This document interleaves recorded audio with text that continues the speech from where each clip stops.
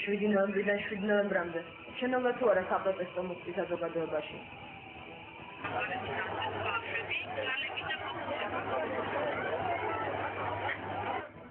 რატომ არ შეიკრიბა პარლამენტის წინ დღეს იმდენივე ადამიანი, რამდენიც გასულ წლის ნოემბერში იკრიბებოდა? ოპოზიციის შეცდომები თუ ხელისუფლების წარმატებები? შეძლებს თუ არა ოპოზიცია მასობრივი საპროტესტო მოძრაობის აწყებას? 7 ნოემბრიდან 7 ნოემბრამდე ორი არჩევნები და ერთი ომი, დაკარგული ტერიტორიები, გაზრდილი საგარეო საფრთხეები, მრავალნაწილად დაშლილი გაერთიანებული ოპოზიცია, დახურული მედიაციის წრე. 7 ნოემბერი 1 წლის შემდეგ, დღეს თოქ-შოუში ბარიერი.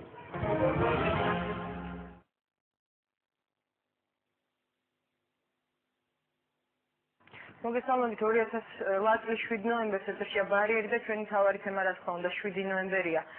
მაშასე შარშან ზუსტად ამ დროს საქართველოში უკვე საკმაოდ მდგომარეობა იყო გამოცხადებული, დახურული იყო ტელეკომპანია იმედი და კავკასია, თუმცა კავკასიისგან განსხვავებით ტელეკომპანია იმედში ზუსტად ამ დროს თანამშრომლებს და ტელეკომპანიის სტუმრებს სპეცრადმე ფიზიკურად უსწორდებოდა. მას შემდეგ ზუსტად 1 წელი გავიდა, საკმაოდ მძიმე და დრამატული 1 წელი ამ 1 წლის განმავლობაში საქართველოში იყო ორი არჩევნები, მრავალი საპროტესტო აქცია და სხვათა შორის იყო ომიც. არა სხვათა შორის, არამედ მთავარი, რომელმაც ყველაფერი გადაფარა, იყო ომი. ეს 1 წელი ასევე უმძიმესი იყო ქართული მედიისათვის. ქართული მედია სივრცე დღეს პრაქტიკულად დახურულია, თუ არ ჩავთვლით მცირე გამონაკლისებს. დღეს 1 წლის თავზე ოპოზიცია პარლამენტთან კვლავ შეიკრიბა, მათ ხელისუფლებას წაუყენეს ულტიმატუმი, რომლის შესრულებასაც 23 ნოემბრამდე ერიან. წინააღმდეგ შემთხვევაში მასობრივი საპროტესტო აქციების აგორების იმუქრებიან. რამდენად შეძლებს ოპოზიცია ამას, ესე ჩვენი გადაცემის ერთ-ერთი თემა იქნება. დღეს ჩვენ ვფიქრობთ პოლიტიკური დებატების გამართვას, თუმცა არ გამოგვივიდა ეს ჩვენგან დამოუკიდებელი მიზეზების გამო, მაგრამ ჩვენი გადაცემა არანაკლებ საინტერესო იქნება, თუმცა დღევანდელ გადაცემაში პოლიტიკოსები უმცირესობაში არიან. დღეს ჩვენ ვისაუბრებთ წელს 7 ნოემბერზე, გავიხსენებთ ამ დღეს და ასევე ვისაუბრებთ იმაზე, რა მოხდა 7 ნოემბრიდან 7 ნოემბრამდე. მემიდა წარმოგიდგინოთ ჩვენი გადაცემის სტუმრები, ბატონი ზვია ძიძიგური, კონსერვატიული პარტია, ბატონი გია გაჩეჩილაძე, უცნობი, იანთაძე, ჟურნალისტი ზვიად ქორიძე, ასევე ჟურნალისტი ელისო ჩაფიძე, მალხაზ გულაშვილი, ნათია მიქიაშვილი, ამჯერად პოლიტიკოსი უკვე, შარშან ამ დროს ის იყო ჟურნალისტი, დღეს კი ის წარმოადგენს ქართულ დას, ქალწე ნინო ბურდული, მსახიობი, ზაალ ყულუკიძე და ზურა მანჯავიძე, ბატონი ზაალ ყულუკიძე გახვალთ ტელეკომპანია იმედის თანამშრომელი, ზურა მანჯავიძეს ყველა ისწრებს ძალიან კარგად. დიდი მადლობა ყველას დღევანდელ გადაცემაში მობრძანებისათვის. მე არ ვიცი საიდან დავიწყოთ შარშანდელი მოვლენები და თუ დავიწყოთ დღევანდელი დღით. მაგრამ მე მაინც დღევანდელი დღით დავიწყოთ და პირველ შეკითხვას დავუსვამ ბატონ ზვია ძიძიგურს. ბატონ ზვია, დღეს ალბათ დამეთანხმებით, რომ ხალხი პარლამენტის წინ იყო ბევრად უფრო ცოტა, ვიდრე იკრიბებოდა ხოლმე მასობრივი საპროტესტო აქციების დროს ბოლო 1 წლის განმავლობაში. მეთანხმებით თუ არა, რატიდან დავიწყოთ? მეთანხმებით, მე შარშანდელი 7 ნოემბერიც კარგად მახსოვს, თუ არ ჩავშვით 2 ნოემბერს, ამდენი ხალხი რაც ეს იყო, არც 7 ნოემბრის დარბევის დროს 100 კაცი ვიყავით სულ დილით იქ და მერე დავიწყეთ ნელ-ნელა მოგროვება და რიყეზე მერე გროვდებოდა, მაგრამ რამდენი მოგროვდებოდა ეს არ ვიცით, იმიტომ რომ ვინ გაცალა მოგროვება, ყველაფერი ეს უბედურება მაშინ დაიწყო და მე მინდა გითხრათ, რომ დღეს იყო ჩემთვის წარმოუდგენლად დიდი აქტივობა ამდენი პაუზის შემდეგ, ამხელა ამბის შემდეგ, რასაც ქვია ომი და საერთოდ ომი როგორც იცით საზოგადოებაში აჩენს ისეთ განწყობას, რომ გინდა არ გინდა ხელისუფლება კარგია, ცუდია, მაინც უცხო აგრესორის წინაშე არ რაღაც კონსოლიდაცია ხდება ხელისუფლების სიზმრით. მიუხედავად ამისა, დღეს თბილისმა და მთელმა საქართველომ დაადასტურა, რომ ამ ქვეყანაში თავისუფალი სიტყვისთვის, დემოკრატიული ღირებულებებისთვის მებრძოლი ადამიანები არიან ბევრი. მე მინდა გითხრათ ნინო და აგერ მეგობრები, მე მგონი გადაჭარბებით ამბობ, დაახლოებით 50,000 კაცი მონაწილეობდა მანიფესტაციაში, რომელიც უკვე გაიმართა პარლამენტის თუმცა არსებობს განსხვავებული მონაცემებით, ცოტა უფრო ნაკლებ რაოდენობაზე, მოდით ამაზე არ ვიკამათოთ. კი ბატონო, იყო 50,000, თუმცა ეს არ იყო 100 და 200,000 ის რაოდენობა რაც გამოდიოდა ხოლმე შარშან თუ შეიძლება ვიტყვი შეკითხვას დაგისვათ შარშან მასობრივი საპროტესტო აქციების დროს ბევრად უფრო მეტი ხალხი გამოდიოდა ხოლმე ამაზე მაინც თანხმდებით. ამაზე თანხმდებით, მაგრამ ყველაფერს თავის ფიზიზია. აი ზუსტად ამაზე მინდოდა ჩამოვაყალიბებინა და შეკითხვები ჩვენ სხვა შორის ვიფიქრეთ ბევრი და დაახლოებით ასე ჩამოვაყალიბეთ შეკითხვები. როგორ ფიქრობთ რა არის ამის მიზეზი? ნუ მიწვენთ შეკითხვებს. არა, მიწვენთ. ოპოზიციამ დაკარგა ხალხის ნდობა თუნდაც იმის გამო რომ ის არის დღეს დაშლილი და სხვადასხვა პოზიციაზე ოპოზიციამ ვერ გაუკეთა სწორად ორგანიზება დღევანდელ აქციას და ვერ მიიწადა სწორად საზოგადოებამდე საკუთარი სათქმელი ხელისუფლება გამოსწორდა და მოსახლეობა კმაყოფილია ხელისუფლების პოლიტიკით და არ გააჩნია პროტესტის გზნობა. შემდეგი ვერსია არის, რომ არსებობს პროტესტის მიზეზიც და რეალურად პროტესტიც, მაგრამ მოსახლეობა შიშობს, რომ შესაძლოა ქუჩის აქციებმა გარეშე მტრის ანუ რუსეთის სასარგებლოდ იმუშაოს და ამიტომ შეიკავა თავი დღეს ქუჩაში მასობრივად გამოსვლისგან. ერთი ვერსია, რომ საზოგადოება უბრალოდ დათქმულია და აპათიაშია. შემდეგი ვერსია 7 ნოემბერი არ არის ისეთი მნიშვნელოვანი თარიღი, რომ მოსახლეობა მასობრივად გამოსულიყო ქუჩაში და ბოლოს საზოგადოება თვლის, რომ აქციებით რამის შეცვლა შეუძლებელია. როგორ ფიქრობთ, რა ფაქტორებმა იმუშავა დღეს, როდესაც არ იყო ისეთი მასობრივი პროტესტი ქუჩაში? დიდი მადლობა, რომ ამ თემებზე ვლაპარაკობთ. მოდი შევთანხმდეთ, რომ ოღონდ არსებობდეს ტელეეთერი და აზრის გამოთქმის საშუალება და რადგინდა უხერხული კითხვა არსებობდეს რუსეთ კითხვაზე ღმერთმა ინებოს ისეთი სამყარო გქონდეს და ისეთი დემოკრატიული სიტუაცია, რომ მოდი ასეთი კითხვები ისმებოდეს და პასუხიც გაცემას მასზე ზოგ შეიძლება, ზოგს არ შეიძლება, მაგრამ ეს არის ძალიან მნიშვნელოვანი და ეს არის მე ვფიქრობ დემოკრატიული ქვეყნისთვის დამახასიათებელი უხერხული კითხვები ისმებოდეს. მე ჩემი მოსაზრება მაქვს ალბათ ონინო და გეტყვი. როდის გამოვიდა 100,000 და მეტი კაცი ქუჩაში თბილისში პროტესტის ნიშნად. მას შემდეგ 2 ნოემბერს გამოვიდა, რა თქმა უნდა, მაგრამ 2 ნოემბერს ჩვენ ვამზადებდით აქციას ჩვენახევრის განმავლობაში. 2 ნოემბერს წინ უსწრებდა ირაკლი ოქროაშვილის ცნობილი ამბები, 2 ნოემბერს წინ უსწრებდა ძალიან დიდი და ხმაურიანი ამბები და საერთოდ მუშაობდით 2 თვის განმავლობაში, რომ 2 ნოემბერს ხალხი გამოგვეყვანა. გამოვიდა 13 იანვარს. 13 იანვარს არჩევნების შედეგების დადგომის შემდეგ უკმაყოფილო ხალხი არის გაცილებით უფრო მეტად მოტივირებული, რომ გამოვიდეს. ასე იყო 20 იანვარს, როდესაც ინაუგურაციის დღე იყო და პროტესტის ნიშნად გამოვიდა ძალიან ბევრი ხალხი. მე გავახსენებ 26 მაისსაც, როცა ასევე ძალიან ბევრი ხალხი გამოვიდა, მაშინაც არჩევნების გაყალბების შედეგად იყო ეს მუხტი გამოწვეული და ამან გამოიწვია. მე მინდა დავარწმუნო ყველა და პირველ რიგში მინდა ტელეკომპანია კავკასიას უთხრა დიდი მადლობა იმისათვის, რომ დღეს იყო აქტიურობა საზოგადოების თბილისის ქუჩებში რუსთაველის გამზირზე და მსვლელობებზე და მანიფესტაციებზე, იმიტომ რომ უკვე ეს დასაწყისისთვის გარაოდენობაც გამოვიდა, უნდა თქვა ძალიან სწორი. სფერაში ხარ გეტყვით და ამაზე არის სწორედ ჩვენი მთავარი პრობლემები. როდესაც ჩვენ გავაკეთეთ კლიპი, რომლითაც უნდა გაგვეკეთებია ორგანიზება აქციის, ყველა ტელევიზიებმა გადმოგიყარა ასე ეს კლიპი უკან. რა იყო იმ კლიპში არაკანონიერი? რა იყო კონსტიტუციის საწინააღმდეგო? რა იყო? ჩვენ უბრალოდ ჩვენი შეფასებები გვაქვს 7 ნოემბერზე და ეს კლიპი ერთადერთი კომპანია, რომელმაც გაუშვა ეს კლიპი, იყო თქვენი კომპანია, რომელმაც 7 ნოემბერი გააშიფა, ფილმიც გააკეთა, თავისი სიუჟეტები ჰქონდა. ყველაფერი ეს იყო თქვენი ტელეკომპანია და ამას აქვს ძალიან დიდი მნიშვნელობა, იმიტომ რომ საორგანიზაციო საკითხებს აბრალებთ, ასე ვთქვათ. არა, არაფერს საორგანიზაციო რომ ვერ მიიტანეთ უბრალოდ არა, არ ვაბრალებ. არაფერს ორგანიზებულიც იყო აქცია, თავიდან ბოლომდე ჰქონდა ნამუშევარი, ესე იგი დილიდან საღამომდე ბოლო ერთი 15 დღეა დაახლოებით, რაც მუშაობთ ამ თემებზე, ყველა დეტალში ჰქონდა გაწერილი და დაბეჭდილი ჰქონდა ჩვენი სამოქმედო გეგმა, რომელიც ყველას მივაწოდეთ. მანიფესტაცია იმაზეც ვიყავით შეთანხმებული და ესედაც გავახორციელებთ, კანონი არ დაგვირღვევია არც ერთი მისხალით.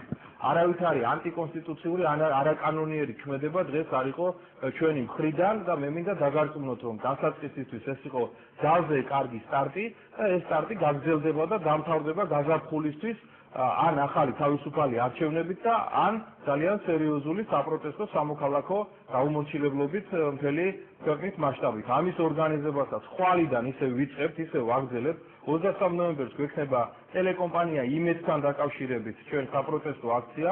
იმედის ყოფილი თუ დღევანდელი თანამშრომელი საგერ გვესწრება და უნდა გითხრათ, რომ 1000%-ით ვარ დარწმუნებული, რომ იმედს ამას ჩვენ გამოგვიჯავთ ხელიდან და გამოგვიჯავთ არა იმიტომ, რომ ეს ოპოზიციური არხი გახდეს. ნუ რაც უკაცრავად ჩვენ არც კავკასიას, არც იმედს, არც სვატელი არხებს არ განვიხილავთ ისე, რომ ესენი უნდა იყვნენ რაღაც ჩვენი მხარდამჭერი არხები. არა, თავისუფლება უნდა მივცეთ ჟურნალისტებს. ჟურნალისტები არიან დიაგნოზის დამსმელები ქვეყნისთვის, რაჭის, ამ ქვეყანას, კიბოჭის, ფირწების ანთებაჭის თუ ვენების გაგანიერება, ჩემო ბატონო და ამის შემდეგ უნდა ყველაფერი მივანდოთ უკვე ჟურნალისტებს და მათ უნდა გადაწყვიტონ თავისი ქმედებაც, თავისი მოქმედების დიაპაზონით, თავისი რადიკალურობის თუ ობიექტურობის ხარისხი და ასე შემდეგ. ამიტომ ჩვენ უნდა უბრალოდ გავანთავისუფლოთ მედია. ია, ჟურნალისტთან გადავალ, მოდით დღევანდელი დღის დიაგნოზი მოთხოვოთ ხალხი ანთაძეს. მე ჩამოვთვალე მოისმინე ალბათ შეკითხვები ეთანხმები თუ არა ამ შეკითხვებს ზოგადად რომ მიზეზები დღევანდელი შედარებით ხალხის სიმცირის შეიძლება აი ამ მიზეზებში ვეძებოთ თუ თვლი რომ დღეს იყო ძალიან კარგი აქცია და ასეც უნდა ყოფილიყო ძალიან დიდი მადლობა მოწვევისთვის და ამ შესაძლებლობისთვის რომ სწორედ დღეს ვესაუბროთ საზოგადოებას მივესალმები ყველას დიდი სიამოვნებით ეხლა ვუსმენდი ბატონ ზვიადს და ვფიქრობდი რა არის განსხვავება პოლიტიკოსსა და ჟურნალისტს შორის. ბატონ ზვიადისთვის დღეს დაიწყო რაღაც პროცესი და ის კმაყოფილია იმით როგორ დაიწყო ეს პროცესი, იმიტომ რომ ხედავს როგორი შეიძლება იყოს ბოლო ამ პროცესის. მე ვარ მოქალაქე, მე ვარ ჟურნალისტი, მე მქონდა მოლოდინი რომ დღეს ქუჩაში გამოვიდოდნენ არა მხოლოდ ის ადამიანები რომლებიც შარშანი იყვნენ ქუჩაში, არამედ ისინიც, რომლებიც არ იყვნენ ქუჩაში, მაგრამ დარჩნენ შეურაცხყოფილები იმით, როგორ მოექცა ხალხს ხელისუფლება, ამიტომ მე ველოდი გაცილებით მეტ ადამიანს და მართლა მადლობელი ვარ თქვენი, რომ ესე გულწრფელად შეხედეთ ამ მოვლენას და თქვენი შესავალიც იყო ჩემთვის ძალიან მისაღები და ის კითხვებიც რაც ჩამოთვალეთ იყო ძალიან მისაღები. ბატონ ზვიად, მე ჩემი ხედვით იყო ძალიან ცოტა ხალხი. ცოტა და ბევრი ეს არის შეფასებითი ტერმინები. მე მინდოდა რომ ვისი ღირსება შეივახა, ყველას ეთქვა დღეს ხელისუფლებისთვის, რომ ჩვენ აღარ გვინდა ესეთ ქვეყანაში ცხოვრება. მე არ ვიცი რა დაიწყო, რითი დამთავრდება, როგორ გაგრძელდება, მაგრამ 7 ნოემბერს მე მგონი 10 მომზადება არ უნდა დაჭირვებოდა ბევრი. არც კლიპების დატრიალება, არც აგიტაცია და პროპაგანდა ეს უნდა ყოფილიყო დღე, როდესაც მოქალაქეები თავის სამოქალაქო პოზიციას გამოხატავდნენ. არ მოხდა. და ეხლა ჩვენ მოგვიწევს ფიქრი, რატომ არ მოხდა? რატომ ამოხდა? მე მაქვს ჩემი ვერსია, დღეს მთელი დღე ამაზე ვფიქრობდი და ბოლოს თითქოს ჩამოვყალიბდი, რომ ალბათ მაინც მუხტი არის, პროტესტი არის, მაგრამ არ ვიცი ხა რამდენად გაიზიარებს, მაგრამ მე ვფიქრობ არის საჭირო ახალი ლიდერები, მაინც მე ესე მგონია, იმიტომ რომ ინტერესი ძველი ლიდერების მიმართ არის ნაკლები, ხა ვიდრე ანუ ოპოზიციამ დაკარგა ხალხის ნდობა.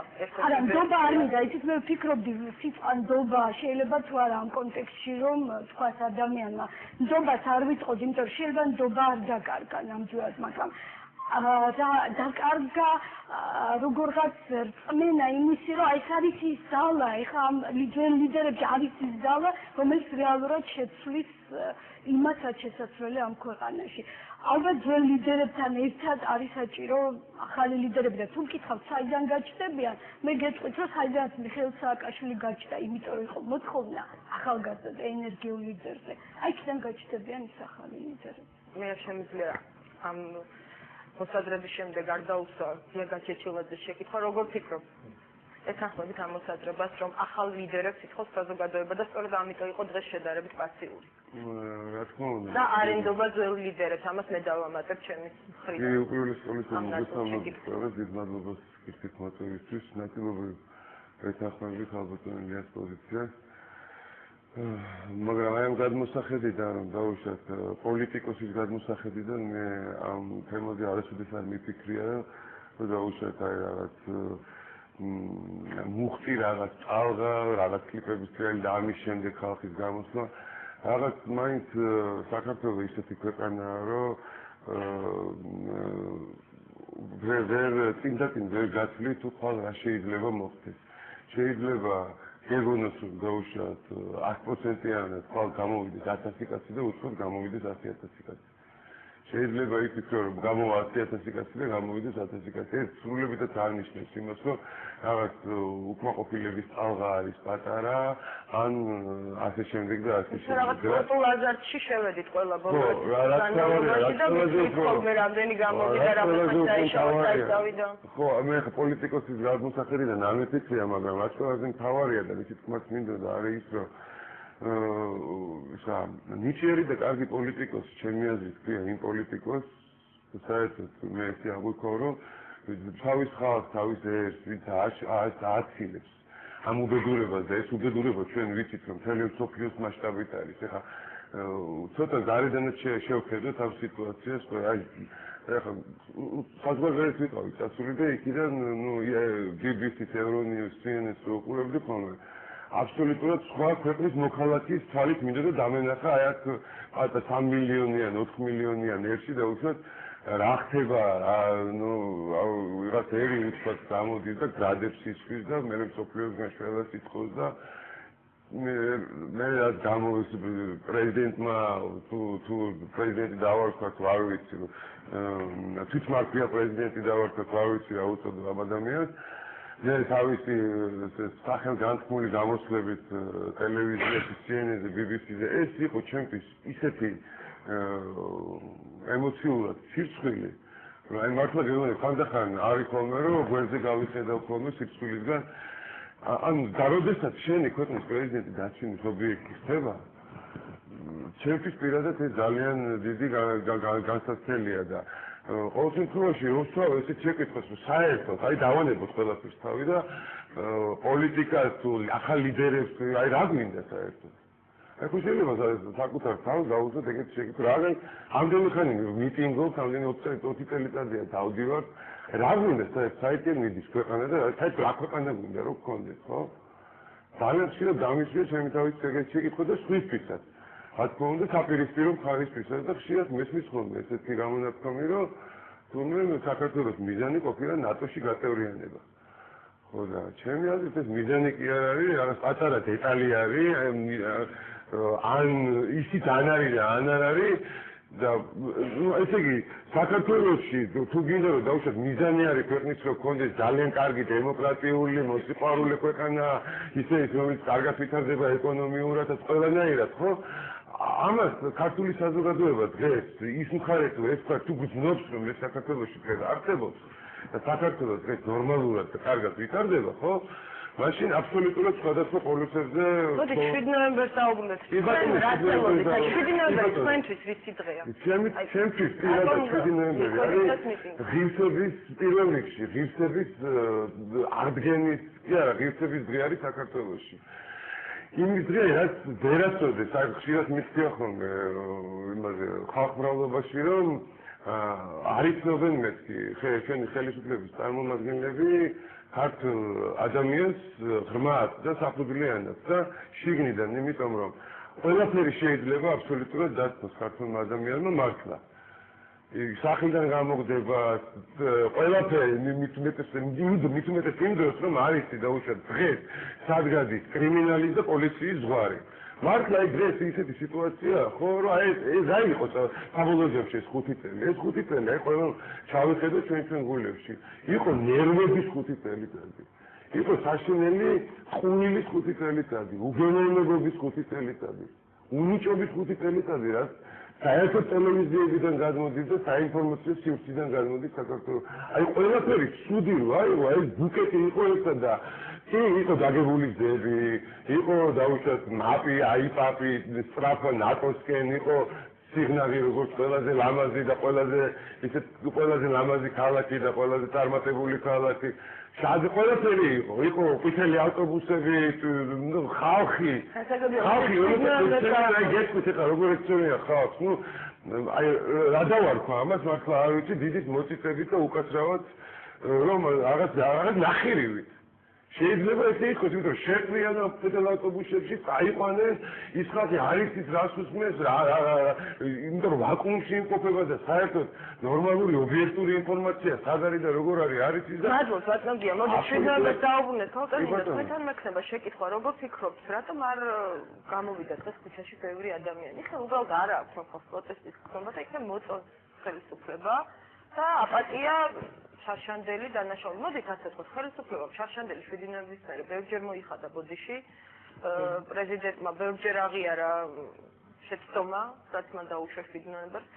იქნებ უბრალოდ ადამიანებმა აპატიეს ასე 7 ნოემბერი. და ამიტომ აღარ იყო ქუჩაში მასობრივი პროტესტი. ჩემთვის პრობლემა ცოტა სხვა რაკურსით დგას მართალი გითხრათ. ჩემთვის პრობლემა არის საზოგადოებაში იმ მხრივ, რომ იცით რა, როგორი პოლიტიკოსებიც არ უნდა მართავდნენ ამ მიტინგს. რამდენადაც არ უნდა წამდეთ ან აღარ წამდეთ ამ პოლიტიკოსების. მე მგონია, რომ საზოგადოება როცა არსებობს, მას გააჩნია რეაგირების უნარი. როდესაც ჟურნალისტის მოხსნაზე სამსახურიდან გადაცემის დახურვაზე ადამიანის საზოგადოებას არ უჩნდება პროტესტის განცდა, როდესაც მკვლელობაზე და მკვლელებზე ხელის აფარებაზე არ უჩნდება საზოგადოებას პროტესტის გრძნობა. ეთყობა 7 ნოემბერსაც ეს პროტესტის გრძნობა არ იყო ისეთი, როგორიც უნდა ყოფილიყო, არ ვიცი. ახლა ია ამბობდა ვერ მეგონა რომ სხვაებიც გამოვიდოდნენ და მე კიდე სულ არ მეგონა რომ გამოვიდოდნენ, იმიტომ რომ ვიცი რომ სოლიდარობის გრძნობა ძალიან დაბალ დონეზეა ჩვენთან. ანუ ის რომ მე პირადად კი აქ პრობლემა იმაში კი არ არის მე მეხება თუ არა კონკრეტულად რაღაცა დანაშაულებრივი და არასამართლიანი ქმედება ამ შემთხვევაში ხელისუფლების მხრიდან. საერთოდ არსებობს თუ არა ეს ქმედება, ამაშია პრობლემა. თუ ამას ვერ ამჩნევს საზოგადოება, რომ ეს პრობლემაა ყველასთვის და არა მარტო ერთი ადამიანისთვის, ვისაც იმ წუთას შეეხო, როცა სახლიდან გადმოუყარეს ნივთები, თქვა სახლიდან გამოყარეს, როცა ჟურნალისტი გააძევეს, გადაცემა დაუხურეს, როცა ტელევიზია დაარბიეს. ეს არ შეიძლება იყოს კონკრეტულად მარტო იმ ადამიანების პრობლემა, ვინც იმ წუთას იქ იყო და ვისაც ხელკეთს უტყავდნენ. ეს საზოგადოება მთლიანად უნდა გრძნობდეს. ჩვენ უნდა ვაღიაროთ, რომ ჩვენ რაღაცა ნაწილი შეიძლება არსებობენ ადამიანები, რომელთაც აქვს პოტენცია და მეც მაქვს ამის პრეტენზია, რომ ჩვენ შეიძლება შევდგეთ როგორც საზოგადოება, მაგრამ ძირითადი ნაწილი ჩვენი მოსახლეობისა არ არის მზად იმისთვის, რომ იყოს საზოგადოება. ის ამ პრობლემას ვერ გრძნობს, როდესაც მას 5 ლარს თუ 20 ლარს უხდიან რომელიმესკენ ხმის მისაცემად და მისთვის ეს სულ ერთია. იმიტომ კი არ არის სულ ერთი, რომ მას ოპოზიცია არ მოწონს, ან მიშა მოწონს, იმიტომ რომ საერთოდ სულ ერთია. აქ ბევრად უფრო მნიშვნელოვანი და სრული პრობლემაა მე მგონი საზოგადოებაში, ვიდრე ის, რომ დღეს მე ზუსტად ვეთანხმები 50,000 თუ იყო და თუნდაც 10,000, ეს ცოტა არ არის. თავარია ის ადამიანები, რისთვის მოვიდნენ, თვითონ იყვნენ ნაწყენები, თუ თვლიან, რომ ის რაც იყო შარშან 7 ნოემბერს, ამის კადრება არ შეიძლება ნორმალურ სახელმწიფოში. თუ აი ამის გამო იყვნენ, მაშინ მე მივესალმები და პატივსცემად, ვინც იყო მოსული, თუნდაც ეს ყოფილიყო 10 ადამიანი. იყო შარშანდელი 7 ნოემბერი, პრინციპში ხელისუფლებამ ბევრჯერ თქვა, რომ ეს იყო გაკვეთილი ბოლო კვირების განმავლობაში პრეზიდენტმა თქვა, რომ ეს იყო გაკვეთილი ყველასთვის და ეს აღარმა განმეორდეს. არ ვიცი, შესაძლოა იყო ეს ჩვეულებრივი მიტინგის დარბევა, სხვა წელს განმავლობაში არაერთხელ მოგიცნენია, რომ მსგავსი ფორმის მიტინგები არაერთ ქვეყანაში ირბევა. არ ვიცით რა იქნება წლების შემდეგ როგორ შეფასდება ეს ყველაფერი, მაგრამ მოდით თქვენს ნებართვით იმ ადამიანებს დავუშვათ შეკითხვას, ვისაც 7 ნოემბერი პირადი ტრაგედიაც იყო, მოდი ესე ვთქვათ, დღეს ვინი ამბობდა სტუდიაში შემოსვლისას, რომ მან ტელეკომპანია იმედში დღეს გაიარა ის გზა, რაც 7 ნოემბერს გაიარა. ამდაგვარი ხო? შარშან რა ხდებოდა ამ დროს იმედში, მოდით რაღაცა არ ვიცი, ლირიული გადახოვა დავარქვათ თუ როგორ გავაკეთებთ, გავიხსენოთ შარშანდელი 7 ნოემბერი, რა ხდებოდა ამ დროს ტელეკომპანია იმედში.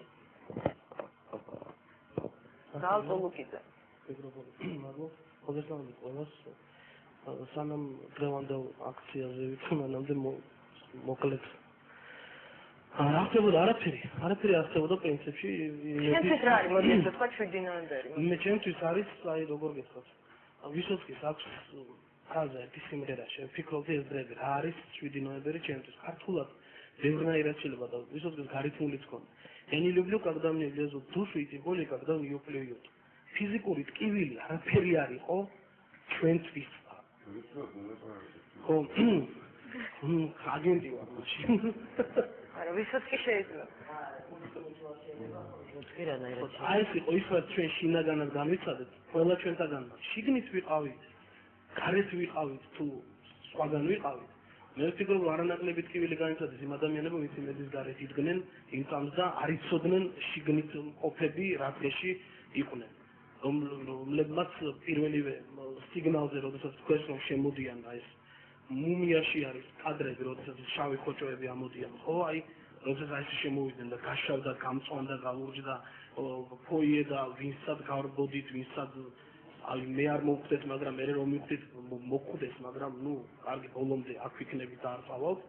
და აი იქიდან გამომდინარე, ყველას მობილურები ჩამოგვერთა ეს დანაშაული ადამიანის უფლების შეზღუდვა მე რამდენად უკვე რატო ჩამომართეს მობილური, რატო არ მოხდეს საშუალება ახლობლებთან დარეგვის. ალბათ იმიტომ რომ უნდა ვეცემეთ კარგად გემრიელად. ოფიციალური ვერსიით რომ ყისიერ საფრთხეს შეიცავდით ისე რომ. ყისიერ საფრთხეს შევიცავდი მე გასაგებია. იმიტომ რომ მე როდესაც გავდიოდი, მე ეს ვერსია მოსმენდი. კორიდორებში ზუსტად გავდიოდი, სად გამაჩერეს და მე აღმოჩნდი უცბად დაპატიმრებულებში.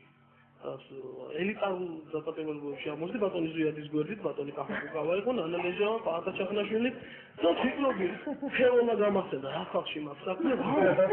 შევეშალე ხო, არ ვიცი, ვიღაცა საზოგადო მოღვაწეები რაღაცა. მოკლედ სანამ ამაში გაერკვნენ, კითხვის დასმის საშუალება, რომ კითხვის დასმა რომ მინდოდა ეგრევე გინება მოდიოდა და მე ალბათ იმათაც აგინეს რომ არასწორი პიროვნება დააკავეს, არ ვიცი. გამოგვიშვეს გარეთ და გარეთ დაიწყო ჯოჯოხეთი. მეორე ჯოჯოხეთი უბრალოდ. იმიტომ რომ ეს იყო სრულიად გაუგებარი რამ. კარგი მესმის რომ ადამიანი არის ურჯულო და არ ვიცი მას ქართველი არ ქვია რომელიც მიცვალებულის კუთხეს ჩამოაგდეს და ფეხებით გაცელავს. რომ ჩვენი ჟურნალისტის სონის კუთხე იყო იქ და ყველანი პატივცემდით ამ ადამიანს და ეს და გარეთ რო გამოვედით უკვე ცოცხლებს დაგვიერთდა. უკრა პატარ მასკნეს და ვერ მივხვდით რა იყო გარეთ. რა მოხდა? გავყოს ორ ნაწილად ყველანი, ნაწილი კინოსტუდიის მხარეს დაუშვეს, ნაწილი ლუბლიანას მხარეს. თბილისი სინათლის ქალაქია და რატომღაც 5 წლის განმავლობაში ლუბლიანა იმდროს იყო მარტო ჩაბნელებული და სრულიად გაუგებარ სიტუაციაში მოვუხდით. იმედში იყო დაუნდობელი დარბევა, თუმცა ამის შესახებ არაერთხელ მოგვისვენია ყველას. მე მინდა კითხო შენ პირადად, შენთვის რა არის 7 ნოემბერი? ეს თარიღი ჩაიწერა აშკარად საქართველოს ისტორიაში. 9 აპრილი გვაქვს სხვადასხვა თარიღები. 7 ნოემბერი ჩაიწერა. აი ეს რისი დღეა? საბედნიეროდ რაღაცა დიდი ტრაგედიები ადამიანური ტრაგედიის და სოფლის გარეშე დასრულდა ეს ყველაფერი. თუმცა ჩაიწერა ეს თარიღი უკვე. მე გეტყვი აი რა თარიღია ეს შენთვის პირადად? ღირსების დღე არის ალბათ. ან აღდგენის დღე არის ან შელაფრის დღე. ალბათ ორივე ერთად. მოდი ზურა მანჯავიძეს და მოუწოდე. უბრალოდ კი ეხლა გადავწყვეტ დროს მაგალითად ამჯერე მიკროფონი. უბრალოდ ერთ ვიტყვი რომ არა მარტო იმერთან დაკავშირებით, აი რაც ვიტყვი რომ ხალხი ცოტა იყო თუ არა. მე რამოდენიმე დღეა სპეციალურად ინტერნეტში გვაქვს ყველას კონტაქტი და ჩემი სახელი და გვარი გადავიკეთე ყველგან სადაც კი ვარ და დავიქე მახსოვს 7 ნოემბერი. და დავიქე ქართულად და რუსებით მეკითხებოდნენ, რა გიწერიაო, ვერ ხვდებიო და რუსები, მე ხო აგენტი ვარ, რაღაცა. ხო და ათასობით ადამიანი, ეს ინტერნეტი საქართველოს წლიან ტერიტორიაზე. მე არ მინახავს, არ მოუწერი ადამიანს ის რომ აუ კაი რა 7 ნოემბერი. და წერდნენ სხვადასხვა ქალაქებიდან და ეს არის ყველა მე მგონი. ყველა ჩვენთაგანი. რომ ჩვენ უბრალოდ ვერ ჩამოვდივართ ახლა. თორემ კონკრეტის გზნობა არის იმაზე უფრო მეტი, რაც იყო. ზურა მანჯავიძეს მოусმინეთ, ზურა თქვენი კოლეგებისგან გამიგია არაერთისგან, რომ ისინი ადრე გადიოდნენ მიტინგებზე, მხარს უჭერდნენ ოპოზიციას და აი ხა აღარ გამოვიდნენ მიტინგზე, იმიტომ რომ დაკარგეს ოპოზიციის ნდობა. თქვენ ესე იგი აი შემოჩით ოპოზიციურ მიტინგებს ბოლომდე. არ გადიოდა მე მგონი ისევ დადის და ჩემ კოლეგებს რაც შეეხება და ჩემ კოლეგებს გვეცაული მიცემია ძალიან მტკივნეული ჩემთვის და ჩემთვის ალბათ ტრაგედიის დღე იყო პირველ რიგში და ეს იყო ღირსების და უღირსების შეჯახების დღე. და სამწუხაროდ მოდი ეს რაღაცა ტენდენცია წამოვიდა, ყველა დამარცხება რაღაც გამარჯვებას უნდა გამოვაცხადოთ აუცილებლად. 7 ნოემბერს, შარშან 7 ნოემბერს უღირსობამ გაიმარჯვა ღირსებაზე. და ყველა ეს ადამიანი, ვინც იქ ვიყავით ბოლომდე, ესეთი ის ჰქონდა ერთმანეთთან, რომ არ გაგვიმეტებენ ჩვენი ძმები. აი ეს იყო პირველი ბოლომდე შემიძლია დავიფიცო რა, მე ვერასდროს ვერ წარმოვიდგენდი, რომ ჩემ ქვეყანაში გაზრდილი ხალხი ესე გაიმეტებდა საკუთარ ხალხს. და ეს იყო უღირსობის გამარჯვება და მე იმათ ადამიანები და არ ვქვა 7 ადამიანი რო ერთ სულთანს და თავში ეხლებს სულთანს, თუ გინგებს სულთანს რაღაცა ის მოღალატ მართლა ის რო იყოს, აი გადამთიელი ვიღაც, მტერს არ უნდა გაუკეთო ეგეთ რაღაცა, ხო? ეს აი ეს იყო ღირსების გათევლა ჩემთვის. პრაქტიკულად ბოდიში მოიხადა 7 ნოემბრის. მე ერთ-ერთი არ გამიგია ბოდიში. ადამიანისთვის რომელსაც უშუალოდ შეურაცხყოფა უბრალოდ რიგის მოქალაქე ბოდიში შეცდომები ქონდა, შეცდომა არ იყო, ეს იყო დანაშაული. იმის შემდეგ დანაშაული იყო. ჩემები დაინიშნა, თავ სხვა შეიძლება ყველაფერი გააკეთა. ბოდიში შეიძლება მოიხადო რაღაცა შეშემთხვევით წელიწად მოკავით ფესი დაგიდეთ რაღაცა.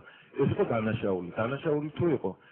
უნდა დაჟილიყო. ვინმე გინახავს დაჟილი ამ 7 ნოემბერთან დაკავშირებით? ვინმე გადამეტებულ ძალაზე მაინც, გადამეტებულ ძალაზე ვინ დაიჭირეს? ის ხალხი დაიჭირეს. ისე ხო რა კაი 400 ლარად იმისი არ იყოს ზუგდიდში რომ გალახეს ხალხი. და 400 ლარიანი და სიამოვნებით 400 ლარს კი არა ფულს ვისესხებ და ძალიან რაც შემეძლება ყველაფერს გადავიხდი რომ იგივე გავუკეთო ხოლმე ხანდახან ისე ჭკუაზე ვდგები. რას ქვია 400 ლარიანი ჯარიმა ღირსების შესალახად ეს ვინაწონა ეს საერთოდ. დისციპლინარულ ჯარიმაშველის იმას ხალხის ეკიცემას. ხელისუფლება აი ზღვარი სადა ძალიან ბევრი ამის განმავლობაში ჟურნალისტიკის პოლიტიკაში და ძალიან მნიშვნელოვანი დღე იყო ჩვენთვის 7 ნოემბერი ყველანაირი გაგებით. შეიძლება ვთქვი, რომ ხელისუფლებამ ბოდიში მოიხადა ერთ ნამდვილად გასაოცარი არ მომისმენია მის მხრიდან ბოდიში, მაგრამ ბოდიშის ყველაზე ნათელი გამოხატულება იქნებოდა იცი რა ნინო, თუ ხელისუფლება აღარ მიიღებდა მონაწილეობას შემდეგ საპრეზიდენტო არჩევნებში, აღარ მიიღებდა მონაწილეობას საპარლამენტო არჩევნებში. აი შეიძლებოდა ახმული ყოფილიყო როგორც ბოდიში. ხოლო რაც შეეხება ზოგადად 7 ნოემბერს და რაც ნიშნავდა ჩვენთვის პირადად ჩემს ცხოვრებაში 7 ნოემბერი ფაქტობრივად აღმოჩნდა დასასრული რაღაცის, რასაც შეიძლება ძალიან დიდი ხნის შემდეგ, ან მოკლე ხანში ძალიან დიდი სარგებელი მოეტანა საზოგადოებისთვის. იმედის არსებობა მარტო ზოგადად იმედისთან ეს კონკრეტული ტელეკომპანიის დახურვას არ ნიშნავდა. საქართველოში იწყებოდა ჟურნალისტიკის ახალი ეტაპი, ზოგადად აი ახალი რელსების ჩამოყალიბება. ანუ გადმოდიოდით ესე რაღაცა პოსტსაბჭოს არქივიდან გადმოდიოდით უკვე რაღაცა აბსოლუტურად სხვაში. და ჟურნალისტიკის ახალი ტალღა პრინციპში ნაციონალურმა მოძრაობამ ჩაკლა, იმიტომ რომ ამის შემდეგ სატელევიზიო ჟურნალისტიკა ფაქტობრივად გაჩერებული იყო გარდა თქვენი ერთადერთი აღზრდა შეიძლება მაგიაზრის მოწმობა. არ მაქვს საუბარი პრესაზე, რომელიც ასევე შეუქმნეს ძალიან ცუდი პირობები სამუშაოდ, გარდა იმისა, რომ გაუძვირეს და ასე შემდეგ, ის უბრალოდ აღარ აქვს გამოწვეული არცერთ სახელმწიფო უწყებას და ფაქტობრივად რაც გახდა ერთ-ერთი მნიშვნელოვანი, რომ ეს გაძვირებული იყო და აყოფილიყო საზოგადოებისთვის ხოლმე. თვითონ 7 ნოემბერს რაც შეეხება პირველ რიგში რა თქმა უნდა ჩემთვის ეს არის ღირსების დღე და გავმეორდები ვინისავით და ვიტყვი რომ არ ვიცი შევახოთ, არ ვიცი აღდგენით, მაგრამ ასევე ეს არის ჩემთვის თავისუფლების დაკარგვის დღე. ამ დღეს ფაქტობრივად მოხდა არა მარტო ჟურნალისტების თითოეული იმ ადამიანის, ვინც იქ იყო, ვინც მოვიდა 7 ნოემბერს, ვინც 7 ნოემბრამდე იყო აქციაზე, 2 ნოემბერზე და ფაქტობრივად მოხდა თითოეული ადამიანის თავისუფლების შეზღუდვა. აქ არ არის მარტო სიტყვის თავისუფლება, სიტყვა მე ვთვლი ამ ეტაპზე, რომ ძალიან დიდი მნიშვნელობა აქვს სიტყვასა თავისუფალ მედიას იქიდან გამომდინარე, რომ შეგვიძლია ყველა სახელმწიფოს სივრცეში ცხოვრება ამ პირობებში და ფაქტობრივად რაღაცა ცენტრალური ერთი თავისუფალი ცენტრალური არხის უქონლობის გამო, რაც იამთქვათ, რომ საზოგადოებას ნამდვილად ჭირდება ახალი ლიდერი, ახალი ტალღა ჭირდება საზოგადოებასა, რაღაცა ცოტა სახერხმული ფორმა პროტესტის, ეს თავისუფალი ტელესისტემის გარეთ არის გამოდექცეული. იმიტომ რომ ნებისმიერ შემთხვევაში, შემიძლია მიუხედავად იმისა, რომ შეიძლება ითქვას, რომ ეროვნული მოძრაობის დროს საერთოდ არ არსებობდა ხო ტელესისტემა, მაგრამ ახლა როდესაც ვართ უკვე 17 წელში არსებობდა, მაგრამ მოხდა. მაგრამ ნუ გავაზრიადებთ მაინც და მაინც ტელევიზიის. აი და არ მიჩვენება მე გაზრიადებ. ლენის არ ქონდა ტელევიზია, მაგრამ მოახდინა რევოლუცია. იბატონო, დიდი მადლობა. ასე თუ ისე ტელევიზია 21 საუკუნეში არის ძალიან საჭირო, ზვიად ჩემთვის, მოდი ჩემს სუბიექტურადაც ვიტყვი, თუ უნებას მომცემთ, ჩემთვის 7 ნოემბერი გარდა იმისა, რომ დაიბა ძალიან ცუდი და სასტიკი ფორმის მიტინგი იყო, წარმოუდგენელი კოშმარის აღდგენის დღე. ანუ ჩემთვის მართლა წარმოუდგენელი იყო პირადად, თუ ოდესმე შეიძლებოდა საქართველოს საგანგებო მდგომარეობა გამოცხადებულიყო აი ესეთი ფორმით. დღემდე რაღაც კოშმარების მახსენდება და თუ შეიძლებოდა რომ ტელევიზიაში შესულიყო სპეცრაზმი. ჩვენ გვახსოვს ყველას რუსეთზე ჩვენ რაღაც ისე ვუყურებდით ხოლმე რომ იქ იყო ესეთი სცენები რომ აი NTV-ში შესulis დროს ჟურნალისტები თუ დაცვის თანამშრომლები ეყარდნენ სხვადასხვა მიწაზე არა ჟურნალისტები და ისიც რაღაც ძალიან დიდი სკანდალი იყო. და ვერასდროს ვერ წარმოგვედგინა რომ ეს შეიძლება საქართველოში განმეორებულიყო. სამწუხაროდ ბოლო 1 წელი ძალიან ძიმი აღმოჩნდა ქართული ჟურნალისტიკისთვის სხვადასხვა გაგებით. აი მაგალითად იგი მასობრივად პოლიტიკაში წასვლით თუნდაც ჟურნალისტების. შენ შეფასება მაინტერესებს ქართული მედიისთვის ბოლო 1 წელი როგორი იყო? ის რაც მოხდა 7 ნოემბერს წარმოუდგენელი შეიძლება არაფერი არ იყოს, ყველაფერი უნდა წარმოიქმნას, ყველაფერი უნდა დაუშვათ, ყველაფერი შეიძლება მოხდეს. ხოდავდი ალბათ და ვერ წარმოვიდგინე. ყველა ასეთი განწყობით ვიყავით, იმიტომ რომ დღეს ყველა ვამბობთ, რომ რაღაც გვეგონა რომ ასე ალბათ არ მოხდებოდა, მაგრამ ასე მოხდა. და ისიც მოხდა, რომ საკმაოდ მაღალი პროტესტული მუხტის მხარდარებელი საზოგადოება, რომელიც იქ იყო შეკრებილი და იქ არ იყო შეკრებილი და იყო საკმაოდ შეურაცხყოფილი შვიდში საღამოს და განსაკუთრებით გვიან, როდესაც უკვე ტელეკომპანია იმედით ასე ბარბაროსულად დაარბიეს, ამის შემდეგაც ამ საზოგადოებამ თითოეულმა ჩვენგანმა ძალიან მშვიდად მივიღეთ საგანგებო მდგომარეობის შესახებ კანონი და დაუმორჩილეთ. რა უნდა გაეკეთებინა საზოგადოებას? ქუჩაში ძალიან ადვილია ამაზე საუბარი, ძალიან ადვილია ამაზე საუბარი, მაგრამ აქ არის ალბათ იმაზეა საუბარი, რომ ეს პროტესტი არ შეიძლება მოვაქციოთ რაღაც კაზოისტურ ჩარჩოში და ვთქვათ, რომ მე ხელისუფლებამ ძალიან კარგად ახსნა სათავისოდ, როდესაც თქვა, რომ საზოგადოებამ გამოიჩინა მაღალი სამოქალაქო შეგრძნება და იგი არ გამოვიდა ქუჩაში. და არ დაუპირისპირდა სახელმწიფო მანქანას, რომელიც საგანგებო რეჟიმს ახორციელებდა ქვეყანაში. თუ იმ პერიოდის რეაქციებს განსაკუთრებით დასავლური დემოკრატიებიდან მივაძნებდით ხალხურს, რეაქცია იქონდათ ერთ ორ რამეზე. არა იმაზე, თუ როგორ დაარბია მთავრობამ ხალხი მიტინგზე, რომელსაც როგორც უნდებოდა იქიდან მოაბამდა ხალხურს, რომ იქ იყო ამ სახელმწიფოებრივი გამოსვლები, იქ იყო მყისიერი საფრთხე ხელისუფლების ჩამოგდები და ასე შემდეგ.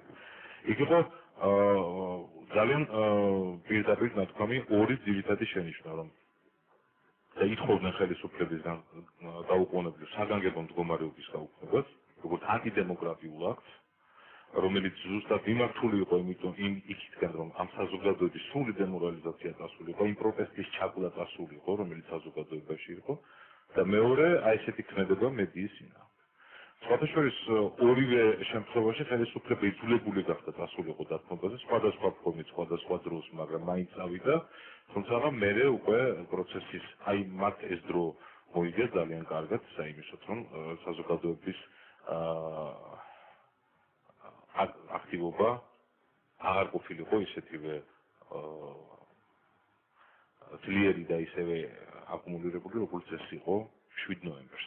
7 ნოემბერი იყო პრინციპში პიკი იყო აი ამ ყველა რეაქციის, რაც არსებობდა საზოგადოებაში. ამის შემდგომ უკვე ძალიან ადვილი იყო ყველაფერი, ძალიან ადვილი იყო ერთი არჩევნების მოგებაც, მეორე არჩევნების მოგებაც. მე უკვე ყველა მანდატი ხელში აქვს ხელისუფლებას და ძალიან ადვილი იყო მისთვის დაუშვათ საზოგადოებასთან ყოველგვარი დიალოგი, საზოგადოებასთან ყოველგვარი კომუნიკაციის გარეშე დაეწყო ომი. ამიტომ ამ შემთხვევაში ჩვენ თუ იმაზე ვისაუბრებთ, რომ მედიისთვის დაიყო ეს ერთი წელი, ან დაუშვათ რაღაც კონკრეტული ჯგუფი, სოციალური ან საზოგადოებრივი ჯგუფისთვის დაიყო, ეს სახელმწიფოსთვის დაიყო ეს ერთი წელი.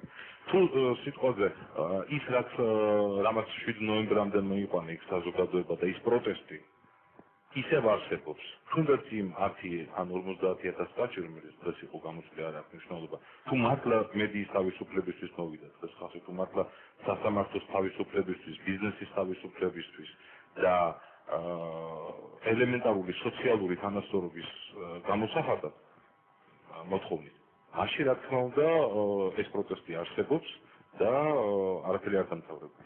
მოდით რეკლამაზე გავიდეთ, უკვე მოგვიახლოვდა რეკლამის დრო და შემდეგ გავაგრძელებთ ხელოვნურ თემებზე საუბარს რეკლამის შესახებ.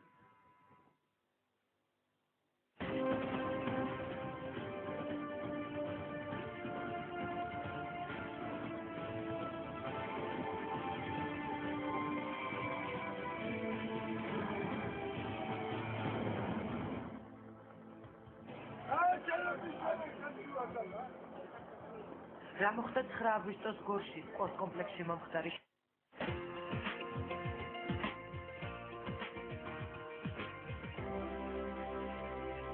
თოქეო ბარიერი კვლავ პირდაპირ ეთერშია, ჩვენი მთავარი თემაა 7 ნოემბერი. მე მინდა ვთხოვოთ, რომ არ გამოგვიდეს სწორედ მოგონებების საღამო, გავაანალიზოთ ის სად მოვედით 1 წლის შემდეგ, სად ვართ დღეს. ელისა ჩაფიძეს მინდა დაუცა შეკითხვა თემაზე, რომელზეც საუბრობთ რეკლამამდე. სად არის დღეს ქართული მედია? პრინციპში გარკვეული პროგრესი, მათ ჭყალებს შეიძლება ცინიკურად გამომდის, მაგრამ მიღწეულ იქნა საზოგადოებრივმა უწყებად ხელმძღვანელობს თამარ კინწურაშვილის ნაცვლად ლევან ყუბანეიშვილი. ქართულ მედიაში კიდე რა ცვლილებებია ამის? კი, მე მაშინ ვამბობდი, რომ ჩვენ ძალიან მალე თამარ კინწურაშვილი მოგვენატრება მეთქი და ბატონმა ლევანმა მე მგონი დაადასტურა ეს ჭეშმარიტება, რომელიც მე მაშინაც ეგრე მიმაჩნდა, იმიტომ რომ ეს უნიკალური ადამიანი, რომელსაც შეუძლია ყველა ხელისუფლებასთან ეტყობა გამოძებნოს საერთოდ. მე ყოველთვის მიკვირდა საერთაშორისო ყოველთვის ყველა ხელისუფლების ოპოზიციაში აღმოჩნდი ჩემ და საუბედურო თუ საბედნიეროდ და როგორ არიან ადამიანები, რომელსაც შევარდნაძესთანაც კარგად აქვს საქმე სააკაშვილთან და იმის შემდეგ, არ ვიცი ხა ვინც მოვა იმასთან კარგად ექნება საქმე, ვერაფრით ვერ ხვდები და ეტყობა რაღაც პრემიერების ჩატარება ამ თემაზე დამჭირდა. სად არის ქართული მედია? განსაკუთრებით ხო და იცი რა, პოლიტიკოსებისათვის ეს კიდევ მეტნაკლებად მისაღებია, მაგრამ როდესაც ჟურნალისტი იქცევა როგორც სახელმწიფო ჩინოვნიკი მოხელე, რომელიც ამართლებს თავისი კოლეგის ცემას.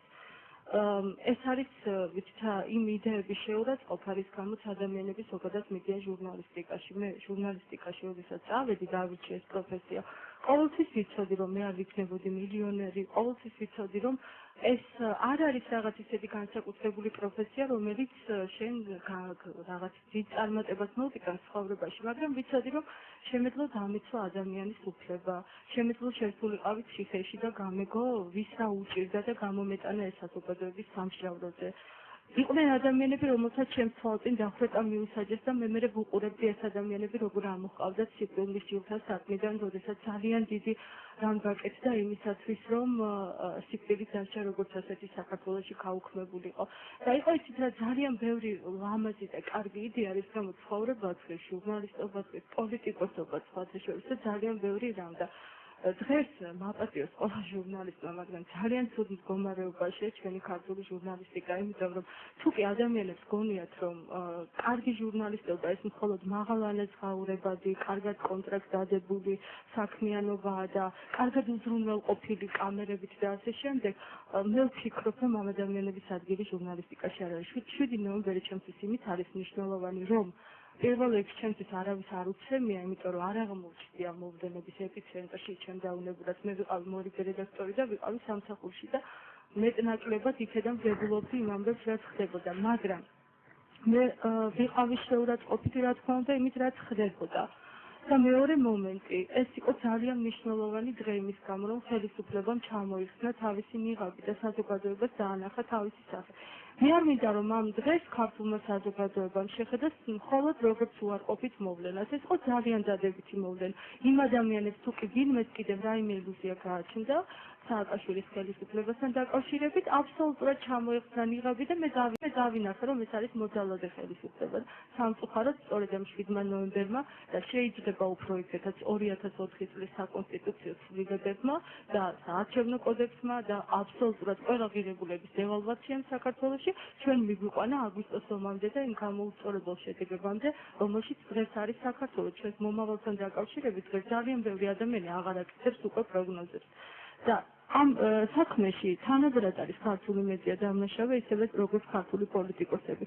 იმიტომ რომ ქართული მედიის ლუსტრაციაც ამ ერთი წლის განმავლობაში მოხდა, ისევე როგორც პოლიტიკოსებისა. და დღეს ჩვენ მეტნაკლებად ყველამ კარგად ვიცით, ვინ არის ჟურნალისტიკაში იმის გამო, რომ ადამიანის უფლებების დაცვა, სამართლიანობა, დემოკრატია სურს და ვისურს მაღალანაზღაურებადი სამსახური, კარგი კამერა, კარგი ოფისი და ასე შემდეგ. ასევე როგორც პოლიტიკოსების მხრივ ჩვენ ვხედავთ ვის რა უნდა და როგორ პირობებში შეუძლია მას პოლიტიკოსობა და ჩემთვის არ არის იცით ეს მომენტი ესე რომ აი დღეს მოხდა რაღაც 7 ნოემბერი და ხვალ ხელისუფლება უნდა შეიცვალოს. საზოგადოება უნდა შეიცვალოს. მე ძალიან მომეწონა ქალბატონი ნინოს სიტყვები. ის ადამიანები, რომლებიც მე-20 ლარის გულისთვის საარჩევნოებაზე მცემდნენ, ის ადამიანები თუ კი ისევ გააგრძელებენ აი ესე დაუშჩიელად თავიანთ საქმიანობას და თუ კი მათ მოეწონება თავიანთი საქციელი მომავალში, თავიანთი შვილების, თავიანთი მამულის წინ და სხვათა შორის მე ისინი სამწუხაროდ ჩემზე მეტად ისჯებიან და ზარალდებიან აი ამ ომში, ამ უბედურებაში. ხდებიან ძალიან მძიმე მდგომარეობაში აღმოჩენილი. თქვენ იცით მე როდესაც მერის წინ გავიარე და ვნახე დევნილები, ეს ადამიანები პირველ მათგან მოვისმინე მწარე სიმართლე და ჩვენ ომი წავაგეთ, იმიტომ რომ რუსთავი ორი ჯერ კიდევ აცხადებდა რომ ქართული ჯარი არის ცხინვალში და მათგან შევიწყო მწარე სიმართლე. ამ ადამიანებმა მისცეს ესეთი რაღაც სიტუაცია, როდესაც ყველა იძულებული ვიყავით დავყრდნობოდით ოფიციალური ინფორმაციას და ოფიციალური ინფორმაცია ადამიანები რომლებიც ბავშვები ფართოვდნენ ჩვენი შინაერთებით. მერის წინ იყვნენ ადამიანები რომლებიც შეგვეძლო სხვა ტიპის ინფორმაციის გაშვება ასეთ შემთხვევაში ჩვენ უბრალოდ დაგუბრალდებოდა პანიკის დათესვა და რუსეთზე არა ნინო მე ამაზე არ ვსაუბრობ მე გეუბნებით უბრალოდ იმას რომ ამ ადამიანებმა მითხრეს რომ ყველაზე მეტი ხმები მივეცით ამ ხელისუფლებას ამ ადამიანებმა 7 ნოემბრის შემდეგაც კი რადგან გარკვეულწილად აი ძალოვანი მეთოდებით მათ კონფლიქტის გადაჭრის იმედი ჰქონდათ და იყო აი ეს დამოკიდებულება რომ აი ბიჭებო ჩვენ უნდა შევარდეთ და ავიღოთ რაღაცა ყველაზე მეტად იწვნიეს საკუთარ თავზე ეს უბედურება, ჩემგან და თქვენგან განსხვავებით, ჩვენ უფრო უკეთეს მდგომარეობაში ვართ იმ თვალსაზრისით, რომ მათზე მოვიდა ყველაზე უფრო დიდი ტვირთი და ტრაგედია. ამიტომ მე ვფიქრობ, რომ მარტო პოლიტიკოსები და ახალი ლიდერები კი არა, ზოგადად საზოგადოება უნდა შეიცვალოს. ეს არის ძალიან რთული და ხანგრძლივი სამუშაო. მადლობთ, მოდით ბატონ ალხას გულაშვილს Media Housing Georgian Times-ის ფოლოვერს და ხელმძღვანელ საოცარ შეკითხვას, ბატონ ალხას ყველაფერი ფასდება შედეგით საბოლოო ჯამში, მოდით ეს 1 წელი შევაფასოთ შედეგით. ცოტა ცინიკურად გავამივიდა თითქოს, რომ აი ერთი შედეგი დავასახელეთ, კინტურაშვილი შეიცვალა ყუბანეში. რა არის შედეგი ამ 1 წლის? იყო ძალიან დიდი საპროტესტო მუხტი. ელისამ თქვა, რომ აი ხელისუფლებამ ჩამოიხსნა ნიღაბი, რომ ის იყო მოძალდეკი, მაგრამ ეს ხელისუფლებამ ამის შემდეგ ორჯერ აირჩია ხალხმა საპრეზიდენტო და საპარლამენტო არჩევნებში. შედეგი არის ისევ ნაციონალური მოძრაობის უმრავლესობა და პრეზიდენტ სააკაშვილის უმრავლესობა. ოპოზიცია დღეს თითქმის იმავე მდგომარეობას უბრუნდება გავლენის თვალსაზრისით, როგორიც ეს იყო ნოემბრის მოვლენებამდე. არ მიწვევს ბატონი ზვიადი, თუ მიწვევს მას ექნება საშუალება, რომ გამოთქვას განსხვავებული აზრი. მებამებოზე პირველ რიგში ცოტა ესეთი ხუმრობა, ნარევი სიტყვა თქვა, იმიტომ რომ ძალიან გაზაფხულები და ესე საუბრობ და ცოტა გახალისება არ გვაქვს. მე ახლა ხანს მქონდა შეხვედრა კემბრიჯში, რაღაც გამოსვლა მქონდა და იქ დავსვი საკითხი, რომ სააკაშვილს აუცილებლად უნდა მივანიჭოთ ჩვენ და უნდა მოვითხოვოთ ნობელის პრემია მშვიდობის დარგში. ეს არის აუცილებელი და რატომ გეტყვი? იმიტომ რომ მან მოახერხა და სომხები და აზერბაიჯანელები შეარიგა ერთმანეთთან. საქართველოს საზიანო ცოტაშობს. და მან მოახერხა და თურქები და სომხები შეარიგა ერთმანეთს. და მეორე რაც მოახერხა 7 ნოემბერზე რო ვლაპარაკობდით, ოპოზიცია გაერთიანა და საზოგადოება გამოაფხიზლა. ეხლა ეს ფაქტია. სამწუხაროდ, შემდეგ ოპოზიცია დაიშალა და რა შედეგებამდეც მივედით, ეს ხელისუფლების გეგმაზომიერი მუშაობის შედეგია. რომელიც ძალიან კარგად იმუშავა. ფოტოშოპის დღემდე საუბრობს ხელისუფლების წარმომადგენლებს რაღაცას. ჩვენ ვიცით რომ ოპოზიცია ამერიკელებს უჯერებს და ჩვენ ამერიკელებს რასაც ვეთქვით, ზუსტად იგივეს გააკეთებენ ჩვენი ოპოზიციონერი კოლეგები და დღეს მე მოდი დავაკონკრეტოთ. ანუ ამერიკელების საშუალების მასალა. ამერიკელების საშუალებით მართავდა. ყოველ შემთხვევაში აბანმა სარჩევამდე ესე იყო, იმიტომ რომ მეთიუ ბრაიზას წინ ბევრი ოპოზიციონერი galagდებოდა, შეხვდებოდნენ, ვინ არის მეთიუ ბრაიზა, რაც წარმოადგენს, რა თანამდებობა აქვს, რომ მთელი ოპოზიცია აბარებდა მას ანგარიშს, გამაგებინეთ. ეს ერთი შეცდომა, რომელზეც თქვენ საუბრობთ, რომ რა შეცდომები დაუშვა ოპოზიციამ. მე მაინტერესებს, მე მეგობრები მყავს ბევრი ოპოზიციაში, მაგრამ მე პირად საუბრებშიც მისაუბრია ესე. თუ არ შეიძლება რომ საქართველოში ცნობიერება, ქართული ცნობიერების ადამიანები არავის ანგარიშს არ აბარებდნენ, არც ამერიკელებს და არც რუსებს. ეს მეორე საკითხი. მესამე საკითხი. მოდით დავინახოთ რა პროცესები მიდის საზოგადოებაში, ხო? როდესაც ცხინვალში ჩვენი ჯარი შევიდა, სამწუხაროდ საქართველოს არავის ხმა არ აუმაღლებია და არ თქვია, გარდა ირაკლი ბათიაშვილისა, რომელიც თქვენი ეთერით გამოვიდა და თქვა, რომ ეს ტრაგედიამდე მიგვიყვანს რაც მოხდება ამაში. იმიტომ რომ ყველა დარწმუნებული იყო, რომ ჩვენ ავიღებდით ცხინვალს და ნუ ბუნებრივია ხელი შეშლა არ იქნებოდა სწორი, მაგრამ რა რეაქცია მოყვებოდა ამას რუსეთიდან? ამისგან გაცვლა ძალიან ადვილი იყო, ხო? და შედეგიც მივიღეთ ზუსტად ის, რაც უნდა მივიღო. გაგიჟდა რუსი, შემოვიდა, დაწორა და წავიდა. ეხლა ზუსტად ამ შემთხვევაში არის იცით თქვენ ესეთი შეკითხვა ხელისუფლების მხრიდან, საპასუხო შეკითხვა, რა უნდა გვექნა დაგვეტოვებინა ჩვენი მოქალაქეები არ უნდა შესულიყო ომი თიქა, რაც უნდა მაგას თუმცა ბომბავდნენ რუსეთს მიწა საშუალება მთელი მსოფლიო ფაქტიურად პოლიტიკა შეცვალა რუსეთმა. აი ამ ნაბიჯით შემოვიდა ენერგეტიკა გააკონტროლა მთელი მსოფლიოს ევროპისაკენ მიმავალი გზები, საქართველოს იმდენად ესე იგი გონებაჩლუნგი აღმოჩნდა მის ხელისუფლება და სამწუხაროდ საზოგადოებას რომ სომხეთისკენ გადავა ნაბუკოს ნავთობსადენი და საქართველოს რჩება საერთოდ ხამაშგარე მდგომარეობაში სომხეთი, თურქეთი და აზერბაიჯანმა მოილაპარაკეს რუსეთთან ერთად და საქართველოს საერთოდ არ ეკითხებიან არაფერს. ანუ ჩვენს დედს ეხლა აღარავინ აღარწევს. ამერიკაში ვინც იყო მისი ლობისტი ბუში და მეთიუ ბრაიზა რომელიც ლობირებდა მას თავდება უმუშევრები რჩებიან მათ შორის კონდოლიზა რაისიც და ევროპაში თქვენ იცით რა განწყობაც არის სარკოზი პირდაპირ განაცხადა რომ საქართველოს ხელისუფლება თავს დაესხა ცხინვალს და შევიდა პირდაპირ განაცხადა ეს არ უთქვია არცეთ ოპოზიციურ ლიდერს და არცეთ ოპოზიციურ გაზეთს და რუსეთში რა განწყობა და თურქეთში რა განწყობა იცით და აზერბაიჯანსა და სომხეთში რა განწყობა იცით პირდაპირ აყენებენ საკითხს სამცხე-ჯავახეთის ფაქტორს გააქტიურებენ და გააქტიურებენ ასევე აზერბაიჯანელების ფაქტორს. ეს საფრთხე გვემუქრება. ჩვენ ლაპარაკობთ რა დროს პრესის თავისუფლება. პრესის თავისუფლება კი არა, ქვეყანა გვენდრევა თავზე. ნინო, სრული პასუხისმგებლობით გეუბნები. თუ ჩვენს დაუყოვნებლივ რუსეთთან მიუხედავად იმისა, რომ გინდა აგენტი დამარქვა, რაც დამარქვა, საერთო ენა არ გამოვნახეთ და მათთან დიალოგი არ ვაწარმოეთ და თქვენ იცოდეთ რომ რუსეთი ამ ხელისუფლებასთან არანაირ დიალოგს არ გამართავს. ანუ რა საჭიროა აუცილებლად საზოგადოების ფართო ფენება მოახდინოს მობილიზაცია და მოახდინოს მასთან დიალოგი. სტოპ რუსია კი არ არის საჭირო, სტოპ მიშაა საჭირო, იმიტომ რომ ამ კაცმა უბრალოდ მიწასა დაასწორა ქვეყანა. როგორ წარმოგიდგენია ბატონო არ ყოფილა ესე განადგურებული ქვეყანა, კაცო. ცოტა დაფიქრდით, როგორ წარმოგიდგენია? ჩვეულებრივად წარმომიდგენია, როცა ის ხალხი ვიდრე დაინახავს ვისთანაც შეიძლება დიალოგი და არ იქნება ჩაკეტილი ასე თქვა ამ სივრცეში რა დღეში ჩვენა ვართ. ალბათ რაღაც ცოტა ის შეიძლება გაიაზროს რა. ანუ აფხაზეთთან დიალოგი დაუნებურად ადასტურებს ხელისუფლების ვერსიას, რომ რუსეთის ძირითადი პრობლემა არის სააკაშვილი საქართველოში და ის რეალურად სააკაშვილი. კარგი, რუსეთს თავი დავანებოთ. საქართველოს პრობლემა არ არის სააკაშვილი. ჩვენ 7 ნოემბრის შემდეგ დავინახეთ, რომ სააკაშვილია პრობლემა.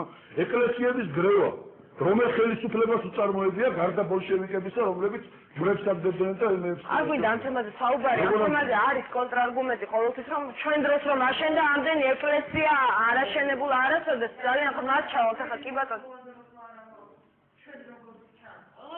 ჩემი ჩასული და ჩემი დაწყებული შეიძლება იყოს მაშინ როცა ტელეკომპანია იბერია დაიხურა ჩვენ შესაძლებელი და მაქსიმალურად ვერ გავუწიეთ ის ოპონენტება რაც აუცილებელი იყო მაშინ სწორედ ამის გამო მოხდა შემდეგ იმედზე ის რაც განხორციელდა ამაში გესახმებით თუმცა მე პირადად ჩემი მხრიდან და ჩემი ტელეკომპანიის მხრიდან ყველა შესაძლებელი გავაკეთე რაც შეიძლება და მე მახსოვს სხვათა შორის მაშინ ვერ დამოკიდებულება რომ რატომ იცავ შენ ვიღაცის ქონებას და მაშინ ჩემ პირადად პასუხი იყო ასეთი რომ ხვალ მიადგებდნენ სხვის ქონებას ეს უბრალოდ ეს არის უნდა შედეგი შეიძლება გავაკეთო კი ბატონო შეიძლება და დავასრულოთ ჩვენ ეხლა რა პრობლემების წინაშე ვდგევართ ხო ჩვენ ვდგევართ რეალურად გარღვეული ტერიტორიული მთლიანობის რომელსაც კიდევ ემუქრება ამ პროცესს გაგრძელება შეკითხოთ უკაცრავად ცოტა ხნის წინ გამოქვეყნა გამოკითხვები სადაც პრეზიდენტ სააკაშვილს აქვს ძალიან მაღალი რეიტინგი ვინ გააკეთეს ოპოზიციას არ აქვს რეიტინგი ნაციონალურ მოძრაობას აქვს ძალიან მაღალი რეიტინგი ვინ გააკეთეს საზოგადოება დღეს არ გამოსულა ქუჩაში თუ ხალხს მოწონს ეს ხელისუფლება თუ ხალხს მოწონს ეს მდგომარეობა რომელშიც ვართ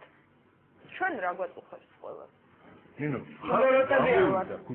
მე ვერ ვეთანხმები რომ თითქოს ძალიან ცოტა ხალხი იყო ხალხი იმდენი იყო რამდენიც იყო მზად რომ გამოსულიყო აბა მოგვეცით ერთი რომელიმე არხი როგორც იტყვიან კავკასიის გარდა იმედი და რამდენ ხალხს გამოიყვანთ მე ნახავთ თქვენ რაღაც მცარი წარმოადგენთ თქვენ თვითონ რომ არხები იმისთვის არსებობს რომ ოპოზიციამ ქუჩაში ხალხს გამოიყვანოს სამწუხაროდ ეგრეა ანუ არხის ფუნქცია ეს არის რომ ხალხი მიტინგზე გამოიყვანოს და კავკასია ახორციელებდა იმ ფუნქციას რომ რეალურად ხალხი გამოვიდა მაშინ ქუჩაში 300 და 400,000 ნინო ეს ესია ამას უნდა შევეგულოთ და როიცის ხელისუფლება რა არის რე მოდით ახლა იას არ დაუცვა შეკითხვა ძალიან ხო და როიცის ხელისუფლებამ რას წარმოადგენს ეს ტელეარხები მათთვის პროპაგანდის საშუალება იყენებს სათავისო და არ გაძლევს საშუალებას რომ შენი ლაპარაკო ამბობ ანუ ესე იგი თქვენ აღიარებთ იმას, რომ ხელისუფლების პროპაგანდა აღწევს მიზანს და საზოგადოების განწყობა არ არის დღეს ოპოზიციური. ამით ამას აღიარებთ, ხო ფაქტიურად?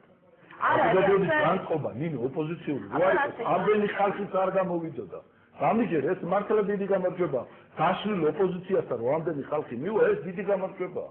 ეს არ არის თლათ ესე. იმიტომ რომ ხალხი მივიდა, მაგრამ უმეტესობა იქ ვინც დადიოდა, ხო?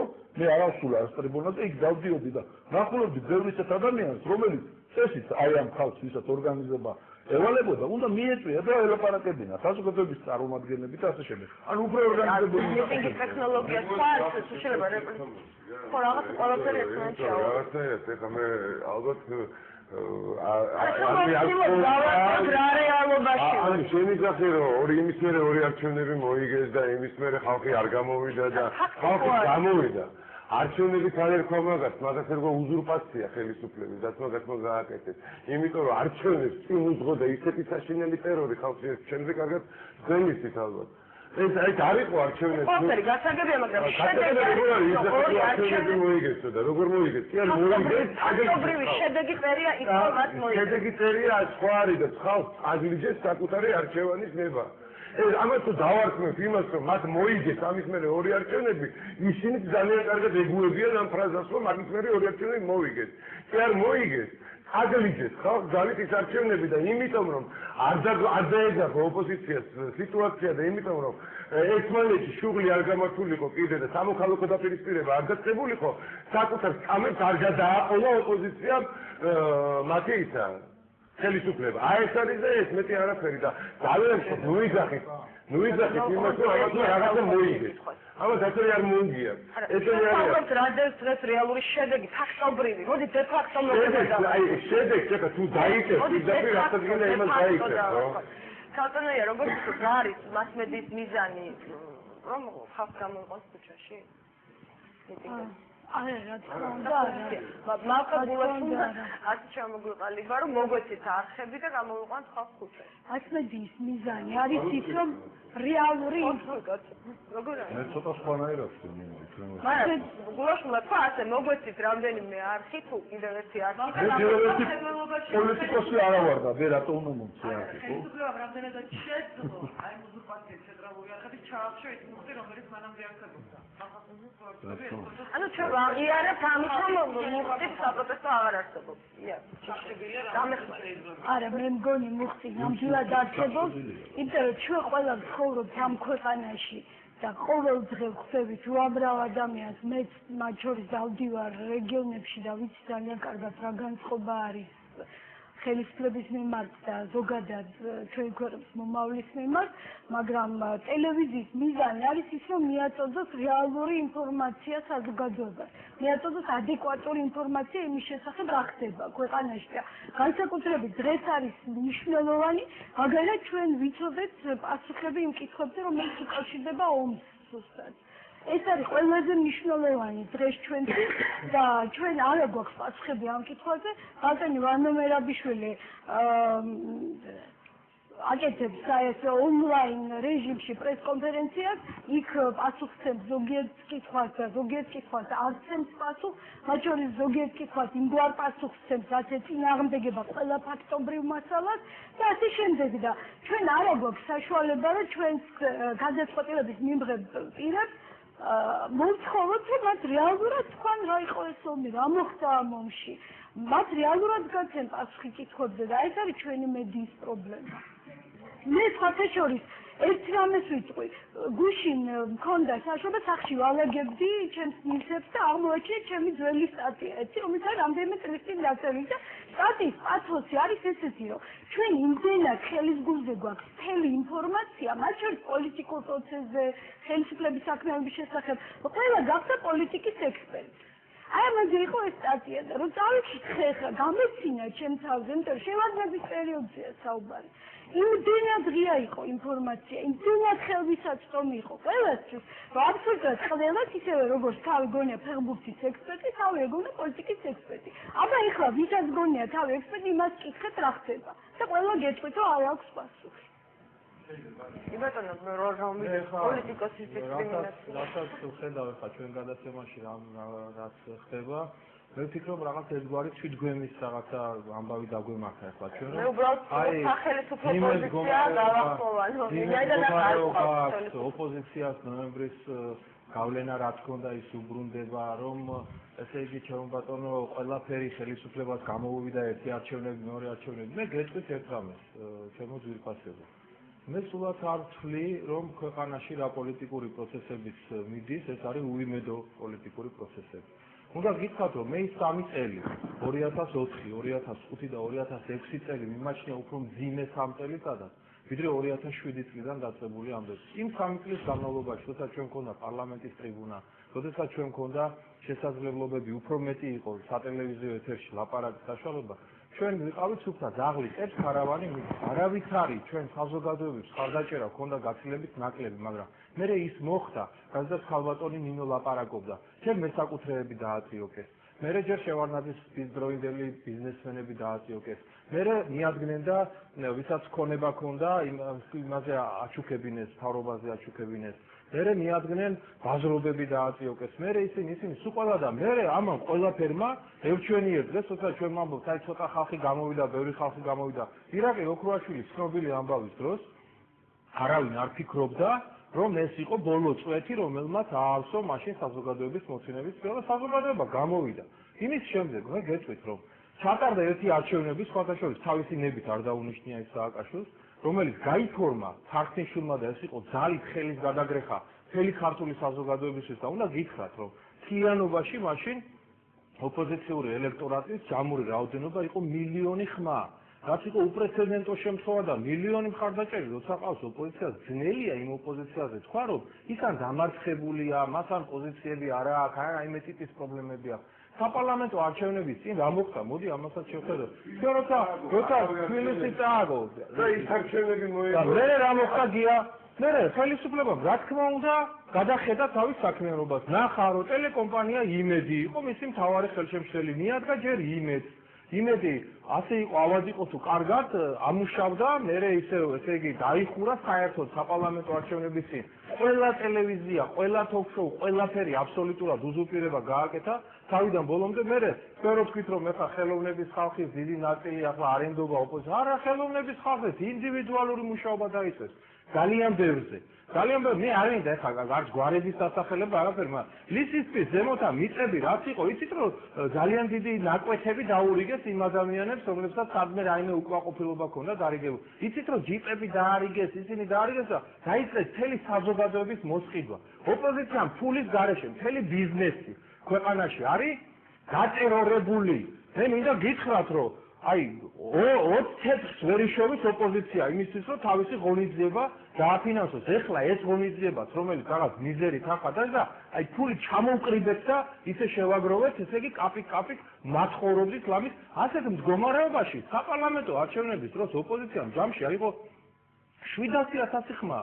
და თქვენ ამბობთ, რომ ამის მერე შეიძლება ოპოზიცია იყოს ისეთი რა ქვია სუსტი და უძლური და არა, ხალხო ეგრე არ არის.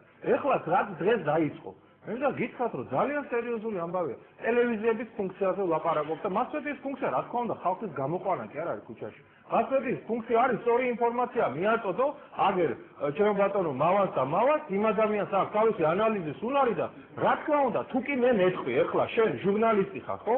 და მეუბნები აგვისტოს მოვლენების შემდეგ, რომ საქართველოს ამ ომში გაიმარჯვა. რომ რუსეთი დამნაშავე მოსწავლესავით კუთხეში არის მიყენებული მთელი მსოფლიოს მიერ და მთელი მსოფლიო ამონათებს და გავაჩოქეთ და მისი ნამდვილი სახე ვაჩვენეთ და ეს გააკეთა სააკაშვილმა. როცა ვამბობთ, რომ ჩვენი ჯარი უმაგალითოდ რაღაცა იბრძოდა და გაიმარჯვა და რომ არ ყოლოდა თვითმფრინავები და ტანკები თურმე მოვიგებდით ამ იბრძოლეთ იმ ჯარისკაცებმა, მაგრამ როდესაც იმას არ ამბობ შენ რომ იქიდან როდესაც გენერლები გეძობენ და აქედან უგულავა გათო ჭეშელაშვილი და ზურა მელიქიშვილი რო იყვნენ გენერლები, ეს პოლიტიკოსები, რისი სამხედრო სპეციალისტები არიან, ამერსაც ეუბნენ. როცა შენ ეუბნები შენ საზოგადოებას, რომ ჰააგის ტრიბუნალმა რუსეთს დააგო უზარმაზარი ჯარიმები და პასუხისმგებლობა და იმას არ ამბობ, რომ იმ ჰააგის ტრიბუნალი ჩვენთვისაც ისეთივე მკაცრი განაჩენი დადო, როგორც რუსეთისთვის დაიდო, როცა შენ ეუბნები, რომ აი წარმატებული პრეზიდენტი, ნახე რაც გადაგვარჩინა, თორე 21 წელი გამეორდებოდა, ის კი არ აჩვენა იმ ტელევიზიამ, რომ სადღაც ინტერნეტიდან ამოვკრიფეთ თავარსარდალმა, როგორ მიატოვა საფრანგეთიდან და ფინეთიდან ჩამოსული საგარეო მინისტრები და როგორ გაიქცა სადღაც თავის საშველად. ესენი როცა ინფორმაციას მართავს არ აწოდებს, მერე ამ ვაკუუმში მყოფ საზოგადოებას არაადეკვატური განცდები და არაადეკვატური დასკვნები უჩნდება არსებულ სიტუაციასთან დაკავშირებით. ჩვენ გვინდა ჩვენ საზოგადოებას მივაწოდოთ ის ინფორმაცია, რომლის შედეგადაც ისინი გააკეთებენ ადეკვატურ დასკვნას. ჩვენ მოვიგეთ თუ წავაგეთ ბოლოს და ბოლოს, ხო? ამაზე არის საუბარი. შეიძლება ძალიან მოკლედ კითხავს და მოკლედ უპასუხოთ, ჩვენ არც ბევრი დრო გვაქვს. ხომ ასეთ გარკვეულწილად ასეთი მოსაზრებაც არსებობს, რომ 7 ნოემბრის დაგეგმვისას ოპოზიციამ აქცენტები არასწორად გასვა. რომელი 7 ნოემბრი? აი, დღევანდელი 7 ნოემბრი. ანუ 7 ნოემბერი ეს იყო უფლებების დარღვევის დღე, მართლაც ეს იყო ძალადობის დღე, თუმცა ამ 7 ნოემბრის შემდეგ ქვეყანაში იყო ომი. და მართლაც ახლა რაც როგორც არ უნდა იყოს პროპაგანდა, ჩვენ ყველამ ვიცით რეალურად, რომ ეს იყო საქართველოს ძალიან დიდი კრახი და მარცხი და ამაში ხელისუფლების ძალიან დიდი წვლილია. ზუსტად ამაზე ხო არ უნდა გაეკეთებინა ოპოზიციას აქცენტი, რომ ხელისუფლებამ წააგო არ გეთანხმები. და არა ვთქვათ ისეთ საკითხებზე, როგორიც არის დაუშვათ თუნდაც სიტყვის თავისუფლება, პოლიტიკური პატიმრების გათავისუფლება. ანუ არ გეთანხმები. ასოციალურად აგებული ომის გამო. ჩვენ მოდი ვთქვათ ესეთი რამ. როდესაც თბილისის მოსახლეობის 28% თვლის, რომ ჩვენ აგვისტოს მოვლენების შედეგად გამოვედით გამარჯვებული, აქ უკვე განგაში არის ასატეხი.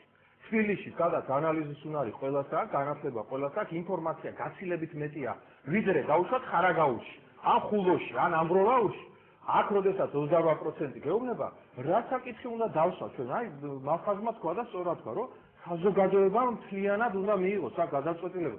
რა გადაწყვეტილებას მიიღებს საზოგადოება, რომელსაც ინფორმაცია ელემენტარული არ აქვს იმაზე, თუ რა მოხდა ქვეყანაში. ხალხო, ჩვენი ბიჭების გვამები ცხინვალში და ნიქოზში, ყეცეულაში, იმაში შინძისში და კარალეთში ჯერ კიდე გამოტანილი არ იყო და აქ აშფანდური ქონდათ გამართული, მოვიგეთ და დავაშოქეთ რუსეთი და აი ფრანგები ჩვენთან არიან და ამერიკელები ჩვენთან არიან.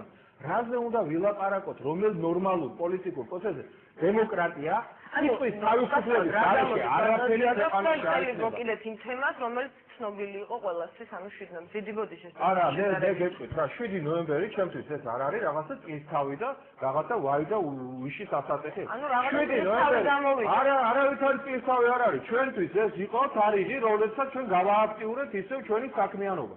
რაც ეხება დაშლილ ოპოზიციას. ამასთან დაკავშირებითაც მე მინდა საზოგადოება მიცოდეს ძალიან სწორად და ადეკვატურად. ჩვენ გონიათ, რომ ნორმალური მოვლენაა, როდესაც კონსერვატიული პარტია და ლეიბორისტული პარტია ერთად დადგება და რაღაც ერთ პარტიულ არ არის ნორმალური მოვლენა. ჩვენ ვართ რეჟიმის პირობებში ვცხოვრობთ, ამიტომ პარტიების კოალიცია, კონსოლიდაცია ხდება მაშინ, როდესაც ამ რეჟიმის მიერ დამყარებული სიტუაცია არის შესაძლებელი. მერე როდესაც ჩემო ბატონო ეს ყველაფერი იქნება მოხსნილი, ყველა პარტია თავისი მსოფლმხედველობით, თავისი შეხედულებებით, თავისი მემარჯვენეობა, მემარცხენეობის მიხედვით დაალაგდება და წავა. ეს იყო თუ არა პარტიების ერთიანობა? იყო.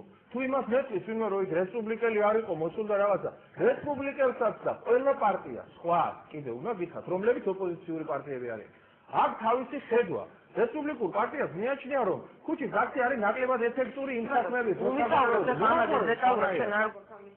კი ბატონო, არა, ვინაიდან იყო დაშლილი ოპოზიციაზე იყო ლაპარაკი, მე მინდა უბრალოდ ორი სიტყვით გავაკეთო, არავით არის დაშლილი ოპოზიცია არ არის. ჩვენა ვართ ყველანი კოორდინირებული, ყველას იქ რესპუბლიკურ პარტიასაც, ახალ მემარჯვენეებსაც, კონსერვატორსაც, ლეიბორისტსაც ექნება თავისი ფუნქცია ამ ბრძოლაში, დემოკრატიულ ბრძოლაში, რომელსაც ჩვენ ვეწევთ. ბატონო ნინო, როგორ ფიქრობთ, აი იგივე შეკითხვა ოპოზიციას სწორად გააკეთა აქცენტები, რამდენად სწორი იყო 7 ნოემბრის აი ამ ფორმით მიტანა საზოგადოებამდე, როდესაც გვაქვს აგებული ომი. ისეთ რა ოპოზიციის სხვადასხვა პარტია მე რამდენადაც შევძელი რომ მომესმინა ეს დღე, მაინც ვერ ვადევნებდი თვალყურს, მაგრამ ყველა პარტიას ჰქონდა თავისი განცხადება გასაკეთებელი, არა მე თუ არ ვცდები ზეად, ხო? ყველა გამოდიდა თავისი ლოზუნგით, ვიღაცა იყო უფრო კატეგორიული, ვიღაცა რაღაცა გაზაფხულამდე ვადეს იძლეოდა. ანუ იქ იყო სპექტრი ფართო ლოზუნგებისა, ასე ვთქვათ. ყველაფერი ეს ეხებოდა საბოლოოდ მაინც ჩვენი უფლებების დაცვას, თითოეული მოქალაქის და ეხებოდა იმას, რომ ამ ხელისუფლებამ ამოწურა თავის თავი და მე ვერ წარმომიდგენია რა დარჩა კიდევ გასაკეთებელი, მე მგონი ამ ომის ჩათვლით უკვე ყველაფერი გააკეთა და ყველაფერი თქვა იმ საზოგადოებისთვის, უნდა გასაგები იყოს, ხო? მე მგონია ეს იყო აბსოლუტურად აი ფორმალური მხარე, მე რომ მკითხო, მე კიდევ ერთხელ ვიმეორებ, ჩემთვის ის მიზეზი არ შეიძლება ყოფილიყო ის, რომ რომელი პოლიტიკური პარტია რას ამბობს. ეს იყო ზუსტად არსებითი, მოდი ამ შეკითხვაზე მინდა მიპასუხოთ. ეს იყო არსებითი. თვითონაც დისკუსია ისიც რატომ? იმიტომ რომ ლაპარაკობს ოპოზიციის შესწავლაზე, როდესაც ხელისუფლებაში გიჟის კრიმინალური ბანდა. აი პროსტო არ ვიცი რა დავარქვა ამ სიტუაციას. აი გასაგები არის შეცდომა რა იყო ოპოზიციის რომ არ გამოვიდნენ დაუშვათ შალვან ართელაშვილი და ზვიად დიდიგური. ხარისხოვანი პრობლემაა დღეს. არა, მე ვფიქრობ იმაზე, რომ წაგებული ომის შემდეგ დღეს საზოგადოების პროტესტი არ იყო ისეთი მასშტაბური, როგორც შეიძლება ყოფილიყო ყველა ქვეყანაში. რა გვეშველება რა ვქნა. პოლიტიკური პარტიები ვერ გააკეთებენ ნინო მე მგონი. გასაგებია, ამათან მედიამ უნდა მოდი, აი, ყველა გამოგხსენიათ. წაგებული ომის შემდეგ საზოგადოების პროტესტი არ იყო საზოგადოების პროტესტი მიარმესთვის პუშკინის ქუჩის გადაქმნასთან დაკავშირებით. მაინტერესებს, აი, რატო არ უნდა გამოთქვა ჩვენმა საზოგადოებამ, ჩვენ რას ვაკეთებთ? იცი, 1,5 მილიონი კაცი, რომელიც რუსეთში ცხოვრობს, იმას პანჩურის წყლებით გამოაგდებენ ახლა და რა ქართული სახელებია ბალშაი გრუზინსკია გადაარქმევენ. ამითი რა მივახცევთ გამაგებინეთ. ცხინვალს დავიბრუნებთ, აფხაზეთს დავიბრუნებთ თუ ჯომონოგმაზე ავალთ. გამაგებინეთ რა ხდება. და მეორე, ეს იმისთვის ხო არ არის, რომ ბუშის ქუჩა რო დაარქვა. ეხლა ვის ქუჩას დაარქვეს? ამას მაინტერესებს. არის იდეა ბარაკ ობამას. სირჩხილია ელემენტარულად რა აგიქცეთ, იმიტომ რომ აი ძალიან პოპულარული და მნიშვნელოვანი ჩემი აზრით, რა თქმა უნდა, ჩემი სუბიექტური აზრია. ამ ბოლო პერიოდში გაიხსნა რადიო ნაცნობი, ალბათ იცით თქვენ ყველა. ძალიან პატრიოტული რადიოა. ხალხი რეკავს, ესე იგი, რადონეზე არის ეს საზოგადოების გარკვეული ნაწილი მისული და იძახიან, რომ თქვენ ტრევო რუსულ სიმღერებს როგორ ატრიალებთ. აი მითხარით ხა აი სულად ბუნებრივია, როდესაც რუსეთმა განახორციელა იმ კითხვაზე, ჭირდება თუ არა ოპოზიციას ტელევიზია. პროპაგანდა მუშაობს, აი ამ მახინჯი, ამ ვახიჩ მხარეს ასხავს წყალს. ბატონო, მე კი მბრალდება დღეს ოპოზიციისადმი ცუდი დამოკიდებულება, მაგრამ არა, ეს იყო 7 ნოემბერი, ერთი წელი იყო ბატონო შაშანელი შეგნებრის მოვლენებიდან. ერთ-ერთ ცენტრალურ არხზე, ერთ-ერთი სიუჟეტი დაეცმო პუშკინის კვერს, როგორ უნდა დაარქვან ვარშავის სკვერი და ამის ინიციატორი იყო ნაციონალური მოძრაობის ლიდერი მუგდარ ციკლახოვი. და დღის განმავლობაში ეს პროცესი გამოშვებებში ტრიალებდა, ეს იყო ერთ-ერთი მთავარი თემა.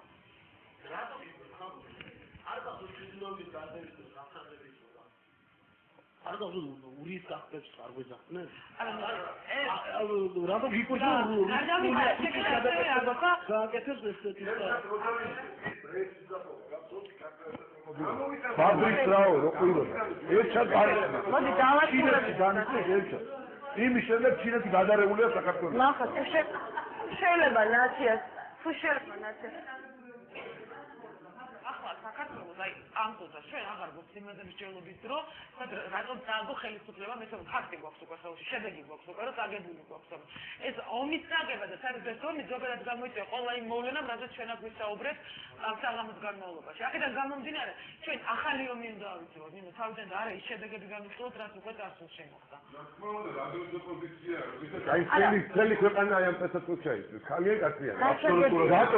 რატო შემოდის? გამაგებინეთ, მაშინ მითხარით, რატო შემოდის? სიტყვაზე თქვა, თუმცა საბოლოო ჯამში ნორმალური და ჩვენი პოლიტიკა კიდევ ერთხელ ვიმეორებ ამას.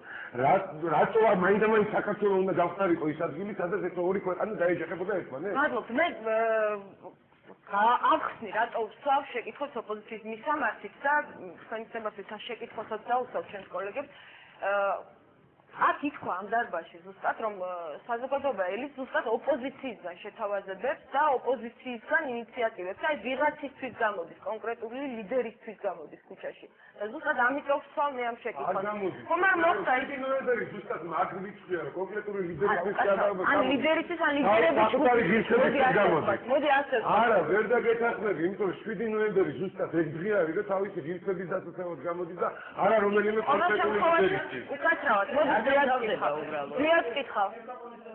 არა, უკაცრავად რა. მოდი გასწრაფოთ. ოპოზიცია არ მიცდება ერთ რაღაცას, რა? იას ვერ თანხმობენ. ახალი სახეები უნდა გამოიყვანოს იქ და ალაპარაკოს. საზოგადოების მოღვაწეები და ასე შემდეგ, მაგრამ ეს მიტინგზე კი არ უნდა ხდებოდეს. ეს უნდა ხდებოდეს სადღაც დიდ დარბაზში. ჯერ უნდა აქ გაიაროს რეპეტიცია და მე შეიძლება მიტინგიც ჩატარდეს. ეს გამომიდეს და თქვას ვის რა აწუხებს. მე მაინც ძალაში ვყავებ ამ შეკითხვას. რა ქვია, ამას მე არ ვიცი მაგრამ. მე მაინც ძალაში ვყავებ ამ შეკითხვას, რომელიც დავწი და ანალოგურად განმარტე რატოსავ ამ შეკითხვას. ფაქტია, რომ ვიღაცამ უნდა გაუკეთოს იგივე მიტინგს ორგანიზება, მიიტანოს რაღაც აქცენტები, ასე ვთქვათ, მესიჯები მოსახლეობამდე. და თუნდაც რაღაცა ფორმა მისცეს ამ ყველაფერს, ხო? ეს სამწუხაროდ თუ საბედნიეროდ არ ვიცი, საზოგადოება ჩვენთან არ არის ისეთ კონდიციამდე მისული, რომ აი თვითონ თვითორგანიზება რაღაცა ჯგუფებმა გააკეთონ რაღაცა სხვადასხვა მოძრაობების საპროტესტო იქნება თუ ასე შემდეგ. საზღვარგარეთ არის პროფკავშირები, მაგალითად, ვისაც საერთოდ გაჭირდება არანაირი პოლიტიკური ლიდერები თვითონ აკეთებენ ყველა პრობლემის დროს რაღაცეების მოგვარებას და ორგანიზებას. როგორ ფიქრობთ, ხომ არ იყო იმის მიზეზი, რომ დღეს ხალხი იყო პასიური? შედარებით ბატონო, გოდის გიხდით, შედარებით გასული ხმიდან. ის რატო არისო? არისო. მოქალაქეები ვინც გავიდა იქ, ძალიან ბევრი მოქალაქე რომელიც ვერ გავიდა, არის პარტია. მე ვარ უმცირესობაში. არისო? ხო შევფასდით რომ 50 როგორ იყო ის პარტია, მან გამოხატა თავისი აქტიური სამოქალაქო პოზიცია. მივიდა მიტინგზე და მან გამოხატა თავისი მხარდაჭერა. აგებული ომის შემდეგ მოდით ასე ვთქვათ, ელოდით თუ არა უფრო მეტ. აი ამაზეა საუბარი ზუსტად. ეს ახლა არის ინდივიდუალური. ანუ პრობლემა სად არის, რომ არ არის. ჩვენ ახლა საუბრობთ იმაზე, რამდენად მნიშვნელოვანია სახელმწიფოსთვის და საზოგადოებისთვის მედიის თავისუფლება თუ რაღაც პოლიტიკური მართვის ტექნოლოგიებს ჩამოშორებთ და როგორ უნდა მიიღოს პოლიტიკოსებმა მოსაზრებები საზოგადოებას საკუთარი მესიები და მე უნდა გამოვიდეს ქუჩაში. ჩვენ საუბრობთ იმაზე, რომ უბრალოდ საზოგადოებას ნებისმიერ მოქალაქეს თავისი არჩევანის გაკეთებისთვის სჭირდება ინფორმაცია, მეტი არაფერი. ეს არის ყველაზე მნიშვნელოვანი და რა თქმა უნდა ამ ინფორმირებულ საზოგადოებას შეუძლია ხალხზე გააკეთოს არჩევანი.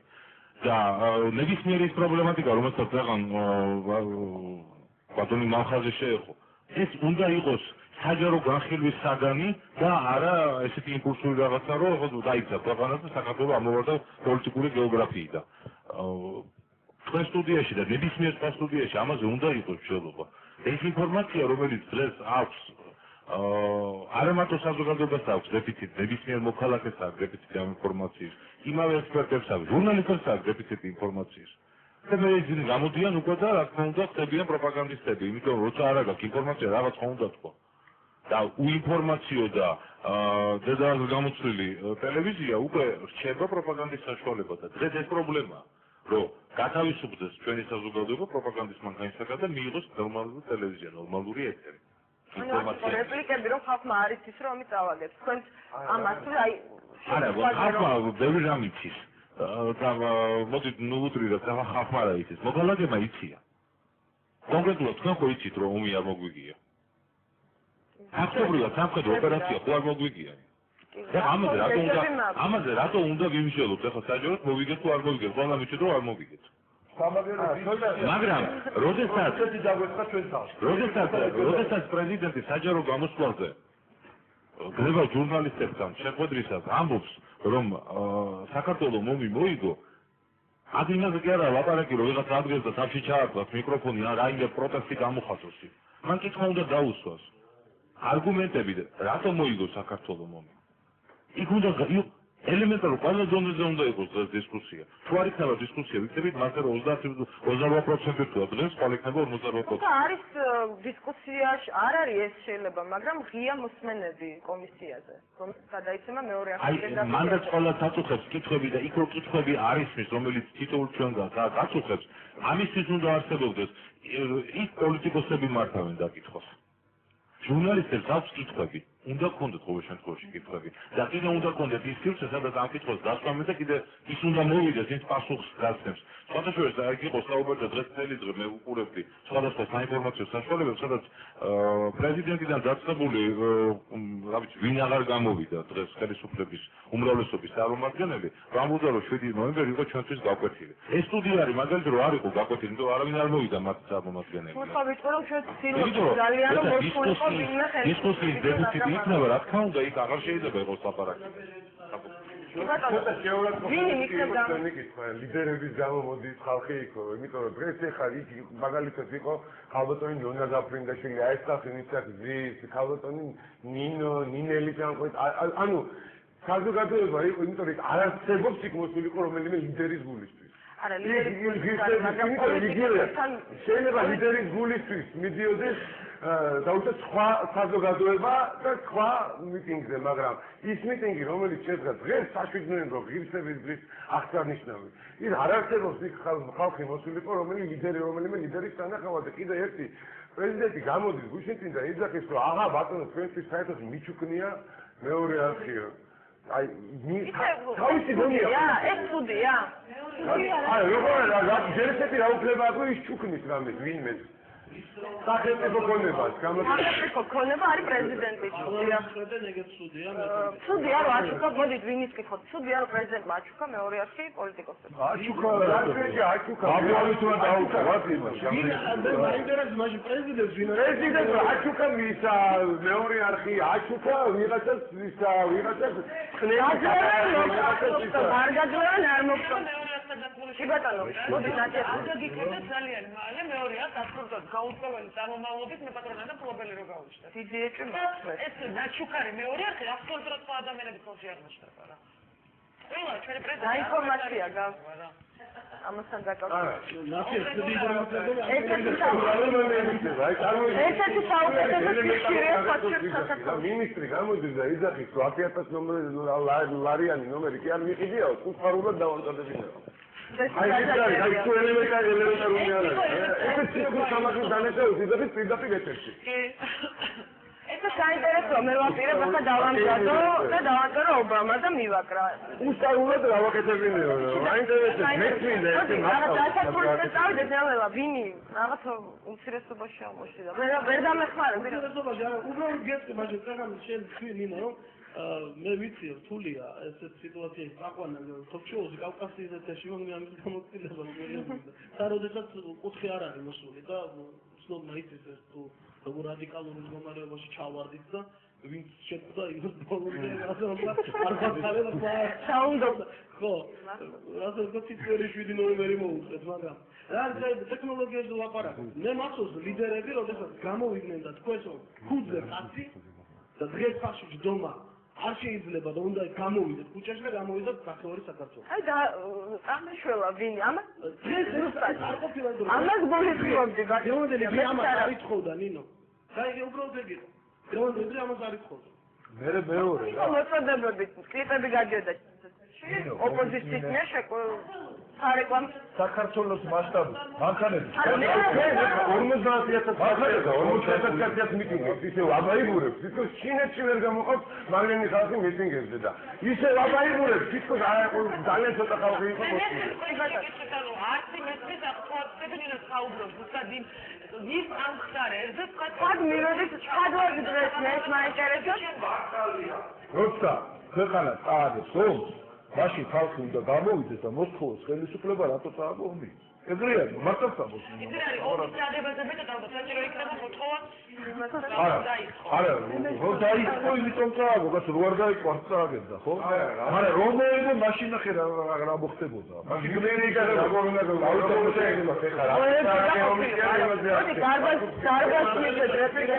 ვიყავი მართლა ვაკუმში რადგან შევეხეთ ომის მოგება წაგებს მე ნამდვილად ვიყავი ვაკუმში ვიყავი რაჭაში და ყველანაირი გზები შევიხავი ხო რაჭაში ძალიან ვაკუმში ვიყავი და ზუსტად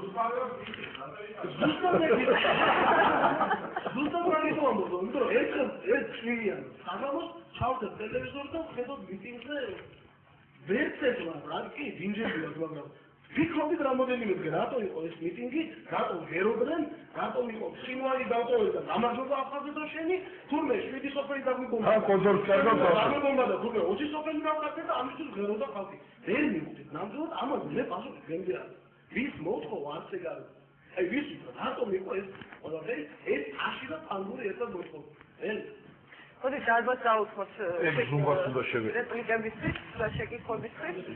მოდი ქალბატონებს დაუწყოთ და დარჩი თქვენი ნება. ეს ინფორმაციას გავაჟღერებ. ინფორმაცია და შემდეგ ქალბატონებს. ესე იგი, რა შეიცვალა იყო კითხვა 7 ნოემბრის მერე და შეიცვალა ის, რომ წუხელ სახში ქალბატონი როცა ირმა ინაშვილის სახში ბრუნდებოდა, მას დახვდნენ უშიშროების თანამშრომლები და გაუსწორდნენ ქალბატონს მიაყენეს შეურაცხყოფა ეს გავიგებ პირველად. აი მე გითხრობ ამ ინფორმაციას, რომ წუხელ ღამით 12-ზე როცა ქალბატონი ირმა და ამას აუცილებლად გავარკვევთ და შეიცვალა ის, რომ წუხელ და შეიცვალა ის, რომ ფილმის პრეზენტაცია დაგვალ მწვავე დიახ, და აი ამის შემდეგ პასუხი იყო ხელისუფლების და როცა დღეს გამოდის პრეზიდენტი და გვეუბნება, რომ გაკვეთილი იყო ეს მისთვის 7 ნოემბერი თურმე აი როგორი გაკვეთილი იყო წუხანდელი მისი უშიშროების და ვანოს მოქმედებიდან ჩანს და რაც შეეხება კიდევ ხელისუფლების ჩემ დამოკიდებულებას იქნება საზოგადოების დამოკიდებულებას იქნება 7 ნოემბრის მიმართ რა უნდა ველოდებოდეს ამ ხელისუფლებისგან ხალხო რომ გამოვა და დღეს ახლა ატირებული სახით რომ ელაპარაკებოდა იმ ადამიანს რომ ძალიან ანობს და განიცდის 7 ნოემბრის და ვიკეთებთ ამას აგასაკეთებს როცა გამოდის და შავაზეს კლავენ და შავაზეს კლავობაზე მე გვეუბნებიან რომ იცით რა ის ბათუმში დაკავებული 1 საათის ადამიანი ბადრაგირებისას თურმე აჭარის ავტონომიური რესპუბლიკის გარეთ ტყეში აღმოჩნდა ამას შემთხვევით ამებით მოკლეს ბატონო გადავატოვოთ ქალბატონს რომელიც განდებოდა დღეს მიტინგზე რამდენადაც მე ვიცი ხარისის მიხოდე დღეს მიტინგზე მე მივედი იმიტომ რომ პროტესტი გამომეხატა არც ერთი ლიდერის გამო არ მისურვა მე ღირსება შევახოლი ვიყავი და ეს გამივედი და სხვადასხვა მე ვთვლი რომ საკმაო რაოდენობა იყო და აი აქტიური მაგრამ მე თან მინდა იმასაც შევეხმიანო რომ აი რომ აღნიშნავს სააკაშვილო რომ ვითომ წურსა საშანდელი 7 ნოემბრის გამო მე სანაპიროზე ნახე 10-12 ეგრეთ წოდებული ყვითელი ავტობუსი რომელიც